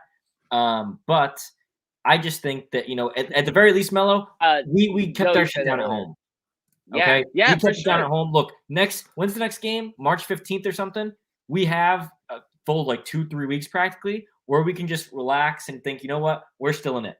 Right? You talk to your friends, you talk to people on Twitter. They're not going to give you lavaste cinco, lavaste cuatro, seja, like all that stuff, right? Like you have pride. I tell them I don't know what the we fuck talk you're about honoring anyway. the shirt. They did that. Wait, what'd you say? When people tell me that, I'm like, I don't know what the fuck you're talking about anyway. I don't understand you. What are you talking about? I don't understand you. That's why I love when I get tweets in Portuguese. I can decipher. It takes me about 20 minutes, but I can get it done. 20 minutes? No, I didn't talk about my internet. There's a translate button too. If you have your phone in English. I know it's an exaggeration. Obviously, there's a translate button. It's an exaggeration. All I'm saying is the first thing when I get shit, when people talk shit to me in Portuguese, is the first thing I want to say. I don't fucking know what you're talking about. Who are you? God damn, I don't know what I can't understand. I like using that one.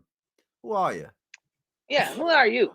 Who are I love you? it. Like I use that so many times now. Can talk to me? That's what I'm gonna do. Did I say you could talk to me? That's what people I'm gonna be like, oh man, the fame's got to him. What fame? No, what not fame? fame whatsoever, mate. Fuck no. Like, I gotta go. I love it when people go, oh, it's like, sorry, who are you? Like, what? Do we know each other? Like, it's like, and then it's just shut up. I'm like, yeah, great. Yeah, you're not the boss of me, buddy. Juice, real quick. Sporting's home game. They started so nervous and anxious. Started off fire, ready to play. I think some of your veteran players better equipped to handle the situation. Hey, man, thanks. That's a great shout. You're right. Because you know what I heard in that game, and we're going to wrap it up here pretty soon, but I heard the whole time the commentators were like, the experience of Jan Vertonghen and the experience of Otamendi and the experience. And the only thing I heard was old. I'm like, God damn, bro. Like, would you stop talking about him like that? Shit, you're giving me fucking anxiety. As long as I don't get to hear the experience in Almeida, I'm happy, bro. Yeah. So look, man, we're gonna the wrap lack it up of experience of Almeida. Andre Almeida? Oh fuck no! I forgot all about that guy. That one time that us idiots Shout out to Andre for the 2014 World Cup, so they call him a Portuguese international. Fuck. I hate that. I hate that. Yeah. Bro. Yeah. Man, even Andre Almeida got to play for Portugal. Mad things. Look, man, I'm gonna say it's gonna be very controversial. People might be, but fuck Game of Downs. I don't really give a fuck about that game. Well, we got some time until the next game, which is good too. Oh yeah, we're on break, huh? Well, so not exactly yet, but so the way that it works is that obviously today we had the Ajax game. On the weekend, we are going to play against Vitória, but then we still have 2 more league games until we play in the Champions League because it's no. March You're talking 15th. about Vitória game. Melo was saying we have Vitória. Yeah, fuck the game. I'm like, thanks, fuck it. I thought he was saying, I thought he was saying that though because of the next game. I want him to win, but I don't know what I'm saying about it. So we have 3 weeks. I don't want Weigl starting. I don't want Weigl starting. I don't want nobody starting. Don't start this game right away. Give some people some rest. Get ready for this game. Put your thoughts. Put your gears towards this Champions League. We have almost 3 weeks for it. So that's what I was saying, Melo. Is like we don't have to rest people. Some guys we probably should, right? Like if you're playing, but against Vitória, I guarantee João Mario starts next game. I guarantee that. Well, Tarap can't. Tarap and Gilberto. You'll see Valentino and João Mario. Just a quick shot to Gilberto. Sometimes when you're not, when you don't get heard from, sometimes it is a good thing. You know what I mean? Sometimes it is a good thing when you don't hear anyone's name for a while. That's maybe because the guy on his side ain't doing shit neither. Exactly. Maybe he's there. You know what I mean? That guy's not doing shit neither. And aside from the Tadic goal, I mean, I can't put that on Gilberto. I don't even know where the fuck that's that was. Odie. That's Vertonghen. That's Weigl. That's I don't know where he was. To be honest, Gilberto wasn't even in that shot. He wasn't even in that shot. So I don't know where he was. I'm not gonna blame him. But I want to shout him out because sometimes it is a good thing when you don't get your name, your name throughout the whole fucking show, the game, right? So shout out to Gilberto. He comes in, does his job. Most improved player there is. Most improved Benfica player. Most improved player probably the Portuguese league. There's no doubt about it. Anything else you guys want to say before we get out of here? Just before I wrap it up, we do the whole socials and all of that. I just want to give shout out to Ross, man. Like I know you guys put some pictures. I completely forgot, and it just came to me now when he said like it's just a quick shout out, man. Like yeah, he spoke to me on Twitter. I didn't ask for anything, man, but this guy's an absolute legend, and he sent me some stickers. And I mean, you guys, I've been meaning to send you some. I need to get you guys addresses and stuff if you guys interested. But stickers like this, man. He's actually got he lives in Cork, right, Ireland. And he's got some nice stickers, man. And he sent them to me. I got quite a few. And I just want to give him a shout out. He doesn't want me to put his account out there. Yeah, no, yeah, honestly. they're amazing. Wait for it, man. Honestly, I have been wanting some Benfica stickers for brother, probably honestly, my Twitter life. These ones are obviously at Cork City, because that's where he's from. I have a favorite one. It's coming up not just after this one. It's the last one. Unfortunately, he's only sent me one. But I absolutely bloody love it, man. I absolutely love this sticker. Oh, that's great. That's all you. It's literally like I haven't put it up with the Eusebio scarf. I have an Eusebio scarf. I would show you, but my bed is not made, and whatever. It's right there, and I'm gonna put it up like tomorrow, and I'll definitely send you guys some. Mel, you said you wanted some. I got loads. I'll get you I got loads loads. So I'll send you like 10 or whatever. Like you can do whatever you want with them. Put them on your forehead or something. Give it to Nelly. Put them on the back. I'm throwing on my Mac, man. Put it on the back. Definitely throwing on my MacBook for sure. There you go, Joe as well. Send me your address. So as long as I've got all your addresses, it's great because then I can just like find out when you're out and yeah. But that's it. This big shout out to Ross. I said, do you want me to share your account? He says no, because he hasn't got enough stickers to give to everyone, and he's already getting a lot of messages. So shout out to Ross, shout out to Cork and Ireland and all of that. And thanks. But no, don't share no accounts though, yeah, please. Yeah, my thing is that he's always in the chat too. I know today was a late. Yeah, he was in. He was in earlier on. Oh, he was. He's probably gone to sleep now, and for sure, yeah, makes sense. I mean, it's 4 a.m. So yeah. Exactly, yeah. But one quick shout out. I will say something just that I was just thinking about looking at our schedule really quickly is that guys, the season's kind of like it's coming down. Like it's there aren't that many games left, and when we get knocked out of the Champions League, that's the end of our like hopes for anything, right? Like we know we're not going to win it deep down, but just like talking about the fact that we're still in it gives us hope. So like enjoy it. Like I don't think I've been enjoying it enough. I'm really going to enjoy these next couple of weeks. Because after that second leg, right, if we get knocked out, we have nothing to play for, right? We're not going to drop below Braga. We're not going to beat Sporting. It's literally just watching the team we like and hoping that we win games and that we get kind of happy, right, but not so happy that we're like, oh, let's go. Like, you know what I mean? So really just enjoy it. And so basically what you're trying to tell us is we're going to St. Pittsburgh. I mean, we're not because it's not going to be done there. We're going to have a home game in the luge. We're going to play. We're going to play the final of the Champions League at home. And then everyone's going to be like, it's all rigged. And we're going to play Real Madrid. I wanted Madrid, right? I wanted Madrid for this time. You're right. Juice is right about that. You're right about that. But I don't watch enough. I do understand. Yeah, it's true. Yeah, the guy is awesome. Sick. Yeah. But I can't argue. There's not going to be an argument. To be honest, big shout out to Porro. Like, when he came in and signed with Sporting, wearing those fucking shorts. Do you guys remember that? Yeah, these jean shorts all ripped up. I was like, what the fuck is this? Who's this guy? The glow up, huh? The glow up. Nah, he's great right back. And, great right back. Mateusz is a beast as well. You're right, Juice. There's no doubt about that. If I was a Sporting fan, I'd be very, very annoyed with letting Nuno go, the left back. Because I know that's peanuts. You know what though? The thing, and I'm not digging at Sporting, but the one thing that I'm okay with them having all these great players, it's gonna mean some money, generate money. But Sporting doesn't own any of them. Like they own like 3 of them. They don't own You know what I mean? Sarabia. They don't own. They- They don't own Porto. They don't own Porro. They don't own. I think they only own Pote, and I don't even think they own all of him. Maybe I don't even think they own No, all they- of him, I bro. mean, yeah, they're- I mean, maybe, but maybe. still, He it's the knows fact that though. like, He'll know better than me. But yeah, they Yeah. don't own the guy. A lot of their key pieces, they don't own them. So that's but the fine. thing is, like, right? Their Not fully. goalie Not fully. They situation. don't get paid. They'll get paid. Their goalie complain. situation. They have like Antonio Adad. This is like something real quick. don't And I need- do want to wrap it up. Like their goalie, he's been great for them. He's also like 55 years old. Yeah, So, he is definitely 55 definitely- years old. He is Yeah. old, bro. Adon is so old, bro. bro, He's he's almost- Spanish Shout out too, to so the like old people. Shout out subtract. to the He's old folks almost still as doing their old thing. as fucking Jan, man. Jesus. But Yeah, all right, guys, let's definitely. wrap But- it up.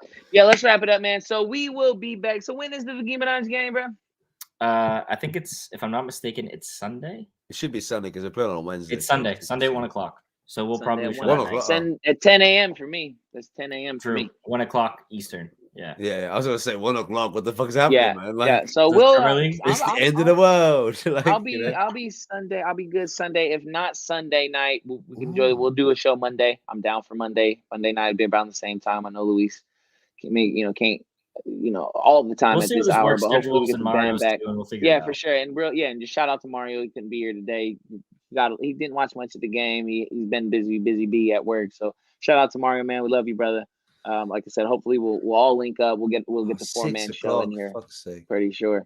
We're gonna wrap it up. And again, thanks to everybody in the chat, y'all. We really appreciate it. It's been 2.5 hours, so we really appreciate y'all sticking through it and hanging out, man. But I guess time flies when you're having fun. You feel me? So Yeah, like hit that Nick like said, button. hit that Yeah. like button. Definitely hit the Thanks, like button. Nick. And go follow us on Twitter, man. Go follow us on Twitter. Leave a like, leave a comment on our YouTube page. If there's any suggestions, anything you guys want to see, also please let us know. Definitely look out also for another show. We're going to involve the fans in. We had a lot of fun doing that last time, bringing in people, sharing the link, and then just letting you guys come in with us. So we'll try to get some more of those going as well.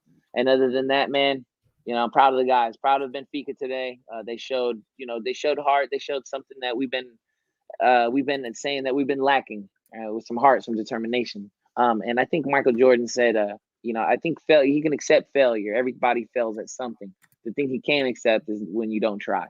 You know what I mean? So shout out to MJ, the GOAT. You know what I mean? Shout out to the GOAT for being right. You know what I mean? So all we ever wanted was to see Benfica not give up. And I think Luis said that earlier in the beginning of the show. All we want to see, bro, is you try. You go out there and try. And you guys made us proud today. You made the fans proud. They sold out the tickets that they had. I don't know if it was a That's full capacity. 55,000 people. 55,000 people, and let's say 10,000 fans maybe No. for Ajax, right? Because there's Five. a limit of how much they can get. 5,000. 5,000. There were There still you some go. empty seats, but like there's that one section they're not selling. I don't know. That's something we could go into another day. But I really, Yeah. No, but to be honest, they're I'm a sold little bit out. upset. They Shout sold out out the to them. tickets because you can't have. They're not allowed to have full. Yeah. There you They're not go. allowed to be full yet. 55,000, and it holds 65. Is that right? 65,000, 64 Yeah. something. 60, something like that. So shout out to Yeah. them, man, for real. You made them proud. You made us proud. We're gonna go to bed pretty happy. Like I said, it's not a win, but it ain't a loss. And we got I'm a ready for chance breakfast. we got a chance to get them. Yeah. So Luis, man, Milkman. we'll go ahead Milkman and has let you been. go to bed. We're gonna go ahead and play this outro, and we're gonna, we're gonna play a different outro. Close We're your gonna play the mouth. Marvel- Yeah. No. We're gonna play the Marvel outro on the way out because they played like superheroes today, man. We're gonna rock it like that. We'll see y'all later, man. Peace. Peace.